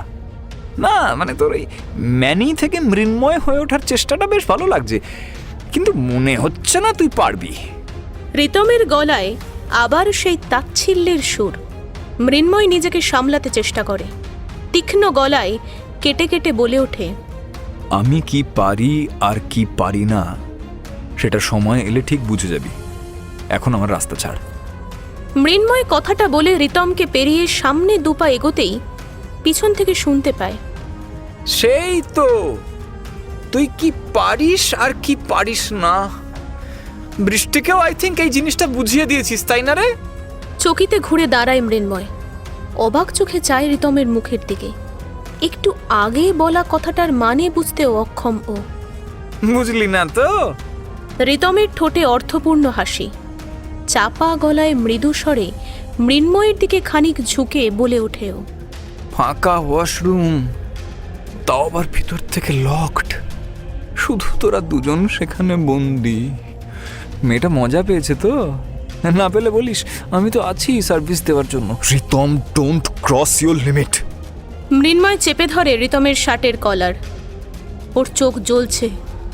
রিতম মৃন্ময়ের চোখের দিকে তাকিয়ে বাঁকা হাসে। এইটাই তো চেয়েছিল, ম্যানিকে না রাগাতে পারলে ওর নিজের স্বার্থ পূরণ হবে কি করে? বেশ ভালো লাগছে ওর মৃন্ময়ের এই রাগটা। মনে মনে বলে ওঠে, সেদিন সবার সামনে মিথ্যা কথা বলেছিলি না আমার নামে, আজ দেখ আমি তোর কি করি। কিন্তু রিতমের ভাবনার মাঝেই হঠাৎ আলগা হয়ে আসে মৃন্ময়ের মুঠো করে চেপে ধরা হাতটা। কপালে হালকা ভাঁজ পড়ে রিতমের। মৃন্ময় অন্যদিকে মুখ ঘুরিয়ে নিয়ে চোখ দুটো চেপে বন্ধ করে নিজেকে সামলাতে চেষ্টা করে, কারণ রিক যশ এখনো উটিতে। এরপর কিছু হলেও নিজেই আর নিজেকে সামলাতে পারবে না। আরে চটছিস কেন, সহজ ভাষায় কথা বললাম। মৃন্ময় আবার রিতমের দিকে তাকায়। ওর নাকের পাটা ফুলছে রাগে। এমনিতেই ওর উপর আমার অনেকদিন ধরেই নজর আছে, একবার শুধু সুযোগ পেয়ে গেলে। আর নিজেকে সামলাতে পারে না মৃন্ময়। বৃষ্টির নামে এসব কথা, আর বিশেষ করে রিতমের ঠোঁটে খেলে বেড়ানো নোংরা হাসিটা দেখে চেপে ধরে ও হাতটা। চোয়াল শক্ত হয়ে ওঠে ওর। সজোরে মুঠো করা হাতটা মারে রিতমের নাক বরাবর। দূরে ছিটকে গিয়ে পড়েও রক্ত বেরোতে থাকে নাকের ভিতর থেকে। আঙুলটা নাকে ঠেকিয়ে তাতে লেগে থাকা রক্তের দিকে তাকিয়ে দাঁতে দাঁত চিপে বলে ওঠে রিতম, বাল, ওর নামে বলছি তো তোরা তো জ্বলছে কেন? ওই শালি কে হয় তোর বে?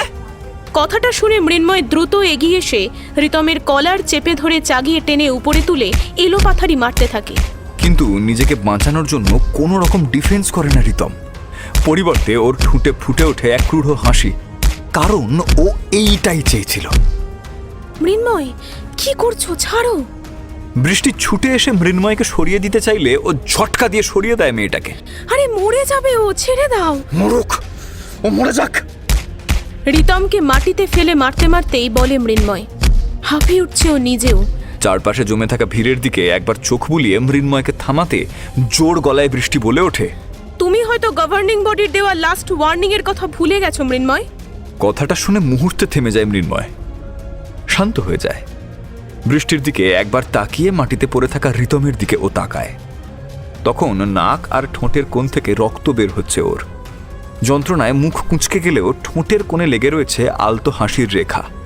সেই হাসির অর্থ বুঝতে পেরে মৃন্ময় আবার ওকে মারতে গেলে বৃষ্টি ধরে নেয় ওকে। ওকে টেনে সরিয়ে আনে বৃষ্টি।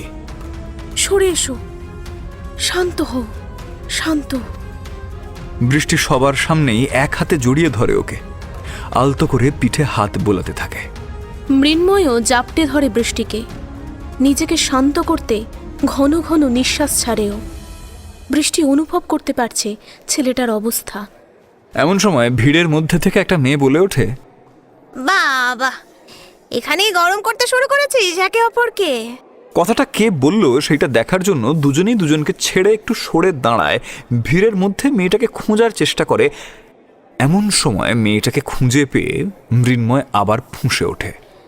দাঁতে দাঁত চিপে বলে ওঠে, ঈশা। রিতম ততক্ষণে উঠে বসেছে পাশের একটা ভাঙা চেয়ারের ওপর।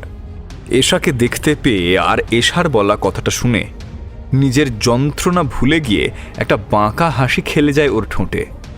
হোটেলে একটা রুম বুক করে নিতে পারতিস তো, তাহলে সবার সামনে দাঁড়িয়ে আর এসব করতে হতো না। এশা হাসি মুখে ধীরে ধীরে এগিয়ে আসে। মৃন্ময় আবারও কিছু বলতে চাইলে বৃষ্টি ওর হাত চেপে ধরে। মৃদু স্বরে বলে ওঠে, কিচ্ছু বলবে না, চুপ করে থাকো। সারা ক্লাসের সামনে মিথ্যে অভিযোগটা তুমিই আমায় করেছিলে, তাই না? কথাটা বলে বৃষ্টি মৃদু হাসে, কয়েক পা এগিয়ে আসে এশার দিকে। সারা কলেজে এই নিয়ে একটা মিথ্যে স্ক্যান্ডেলও তুমিই ছড়িয়েছিলে। এশা ভ্রু কুঁচকে তাকায়। বৃষ্টি এশার চোখে চোখ রাখে। গলার স্বর কঠিন হয়ে আসে ওর। আজ আমাদের ওপর আনা মিথ্যে অভিযোগটাই আমরা সত্যি করছি, সেটাও সবার সামনে। ভুল কিছু করছি বলে তো মনে হয় না। মৃন্ময়ে অবাক চোখে তাকায় বৃষ্টির দিকে। মেয়েটা বলছে কি? যা বলছে তার মানে কি ও আদৌ বুঝতে পারছে? এশা দাঁত চিবিয়ে বলে ওঠে, বৃষ্টি, তুমি কিন্তু যা করার করে নাও। যত মিথ্যে অভিযোগ আনতে চাও আনতে পারো। বৃষ্টির চোখের দৃষ্টি কঠিন, গলার স্বর আরো তীক্ষ্ণ। কিন্তু এবার আর কোনো অভিযোগই মিথ্যে হবে না। অনেক অপমানিত হয়েছে মৃন্ময়, আর নয়, কারণ এবার ওর পাশে আমি থাকব। বৃষ্টি মৃন্ময়ের হাতটা নিজের হাতের মধ্যে নেয়, আঙুলের ফাঁকে আঙুল রাখে। একবার ছেলেটার মুখের দিকে তাকিয়ে মৃদু হেসে বলে ওঠে, চলে এসো। দুজনে হাতে হাত রেখে এগিয়ে চলে পার্কিং লটের দিকে। ভিড় আস্তে আস্তে পাতলা হতে থাকে। রিতম বৃষ্টির বলা কথাগুলো শুনে নিজেই থমকে গেছে। এশা এক দৃষ্টে জ্বলন্ত চোখে চেয়ে থাকে ওদের দুজনের দিকে।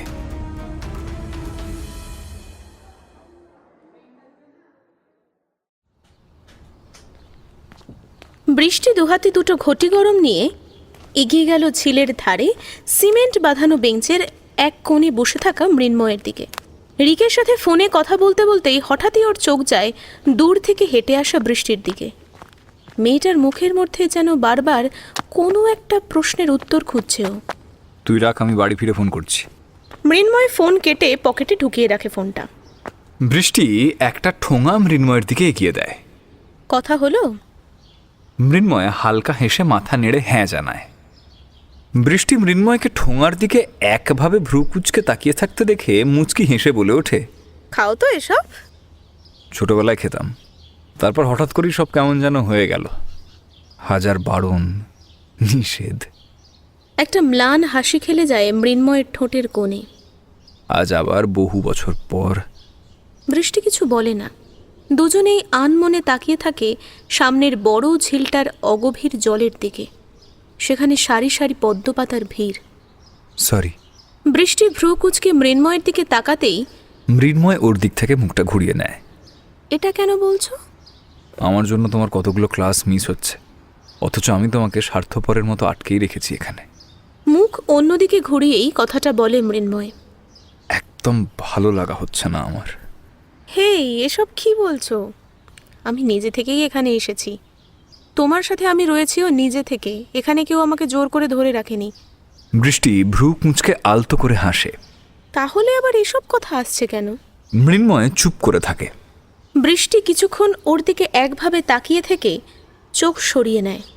ওই কথাগুলো যে তখন তুমি ওদেরকে বললে, সত্যি কি তাই? মানে তুমি যা বললে সেগুলো সব সত্যি? আমতা আমতা করে মনের মধ্যে জমে থাকা কথাগুলো বলেই ফেলে মৃন্ময়। তুমি কি এইগুলোই ভাবো? এশা সারা কলেজে যে রটনা রটিয়েছিল আমাদের ব্যাপারে, সেটার বিরুদ্ধে কথা বলতে আর ওদের চুপ করাতে ওই মিথ্যেটা বলতে হয়েছিল আমাকে। বৃষ্টির স্বর শান্ত। ও একটা হাত মৃন্ময়ের হাতের উপর রাখে। কিন্তু সবটা মিথ্যে না। আমি তোমার পাশে থাকবো, এটা সত্যি, কিন্তু বন্ধু হিসেবে। শুধু বন্ধু? মৃন্ময়ের গলার স্বর এতটাই শান্ত যে ও নিজেও শুনতে পায় না নিজের কথা। শুধু অবাক চোখে বৃষ্টির মুখের দিকে তাকিয়ে উত্তরের সত্যতা যাচাইয়ের ব্যর্থ চেষ্টা করে। কিছু বললে তুমি? না, কিন্তু আর কতদিন তুমি সত্যটাকে মিথ্যে দিয়ে চাপা দেবে? বলতেই পারতে সবার সামনে বন্ধু হিসেবে থাকবো। কথাগুলো বলতে কষ্ট হলেও নিজের অনুভূতিগুলো চেপে রাখতে চেষ্টা করে মৃন্ময়। বৃষ্টি ভাষা ভাষা চোখে তাকায় ছেলেটার দিকে। তুমি না বড্ড বোকা, জানো তো?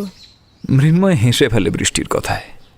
মন যেন নিজেই নিজেকে বলে ওঠে, সত্যিই বোকা, না হলে তোমার কথাগুলো আমি কি করে সত্যি ভাবলাম? হাসছো যে? ভুল বললাম কিছু? হঠাৎ কেন মনে হলো আমি বোকা? মৃন্ময় ফাঁকা ঠোঙাটা মুচড়ে ছুঁড়ে ফেলে উঠে দাঁড়িয়ে এগিয়ে যায় সামনের লোহার রেলিং আবৃত জলরাশির দিকে। বৃষ্টিও দুহাত ভাঁজ করে মৃন্ময়ের পাশে গিয়ে দাঁড়ায়। এই যে সবার সামনে সত্যিটা বলতে বললে কেন বলিনি জানো? গভর্নিং বডির দেয়া ওয়ার্নিং ভুলে তুমি মারামারি করলে রিতমের সাথে। আমি না আটকালে বোধহয় এশাকেও কয়েক কথা শুনিয়ে দিতে। ওখানে সবাই দেখেছে ঠিক কী হয়েছে। এত কিছুর পরও যদি সত্যিটা বলতাম তাহলে এই নোংরা সমাজে রোজ আমাদের দিকে আঙুল উঠত। মাঝখান থেকে তোমার কেরিয়ারটাই শেষ হয়ে যেত। তাতে কি হয়েছে? রেলিংয়ে ভর দিয়ে বৃষ্টির দিকে নিষ্প্রভ চোখে তাকায় ছেলেটা। আমার কিছু হলে কারোর কিছু এসে যায়? হ্যাঁ, অবশ্যই আমার এসে যায়। বৃষ্টি চোখ রাখে মৃন্ময়ের চোখে। যতই হোক বন্ধু আমরা, জেনে বুঝে বন্ধুকে কি কখনো বিপদে ঠেলে দিতে পারি? মৃন্ময়ে বৃষ্টির ওই একজোড়া আত্মবিশ্বাসী চোখের দিকে বেশিক্ষণ তাকিয়ে থাকতে পারে না। ওর ভিতরে জমা অনুভূতিগুলো ঠেলে বেরিয়ে আসতে চায়। মুখ ঘুরিয়ে নেয় ও। আমি কিন্তু তোমার দিকে বন্ধুত্বের হাত এখনো বাড়াইনি বৃষ্টি। এত কিছুর পরেও তুমি আমার বন্ধুত্ব অস্বীকার করতে পারবে মৃন্ময়? সত্যি করে বলো তো। বৃষ্টির প্রশ্নে মৃন্ময় নিজের ডান হাত রাখে বাম দিকে বুকের ঠিক উপরে। হৃদস্পন্দন অনুভব করার চেষ্টা করেও ক্লান্ত গলায় বলে ওঠে, পারবো না, কারণ সেই অস্বীকার করার শক্তি তুমি আজ কেড়ে নিয়েছো আমার থেকে। তুমি না বড্ড অবুঝ। একটু আগে বোকা বললে আর এখন অবুঝ। হেসো না, আমি সিরিয়াস। বৃষ্টির গম্ভীর মুখ থেকে মৃন্ময় ভ্রু কুঁচকে তাকায় ওর দিকে। রাগে চিন্তায় বৃষ্টির মাথা জ্বলছে, নিজেকে শান্ত রাখতে চেয়েও ও পারছে না। তার উপর মৃন্ময়কে ওইভাবে তাকিয়ে থাকতে দেখে ও চেঁচিয়ে ওঠে। কে বলেছিল রিতমকে ওভাবে মারতে? সেদিন সকলের সামনে মিথ্যে বলেছিলাম আমরা, তারই শোধ নিচ্ছেও। বোঝো না তুমি? তোমার রাগও জানে, তারই ফায়দা ওঠালো, আর তুমিও ভুল করে বসলে। এবার এই খবরটা প্রিন্সিপাল অবধি গেলে কি হবে ভেবে দেখেছো? মৃন্ময় ঠোঁট চিপে হেসে ফেলে। একটু আগে শান্ত দেখালেও মেয়েটা আবার রেগে গেছে। ওর রাগী মুখটা বড্ড ভালো লাগে দেখতে। তুমি যেভাবে ওদের সামনে থ্রেট দিয়ে এসেছো, তারপরে মনে হয় না আর সাহস পাবে কাউকে বলার। সো নো চাপ। আর চোখে একবার বৃষ্টির দিকে তাকিয়ে মৃন্ময় ব্যাগ নিয়ে হাঁটা দেয় সামনের দিকে। বৃষ্টি ফ্যাল ফ্যাল করে তাকিয়ে থাকে ওর দিকে। কি? আমি থ্রেট? এই কি বললে তুমি? বৃষ্টি ব্যাগ নিয়ে ওর পিছনে ছোটে আর চেঁচিয়ে বলতে থাকে, আমার বই গেছিল ওদের থ্রেট দিতে, যেতামও না ওখানে। নেহা তিথি বলল তাই।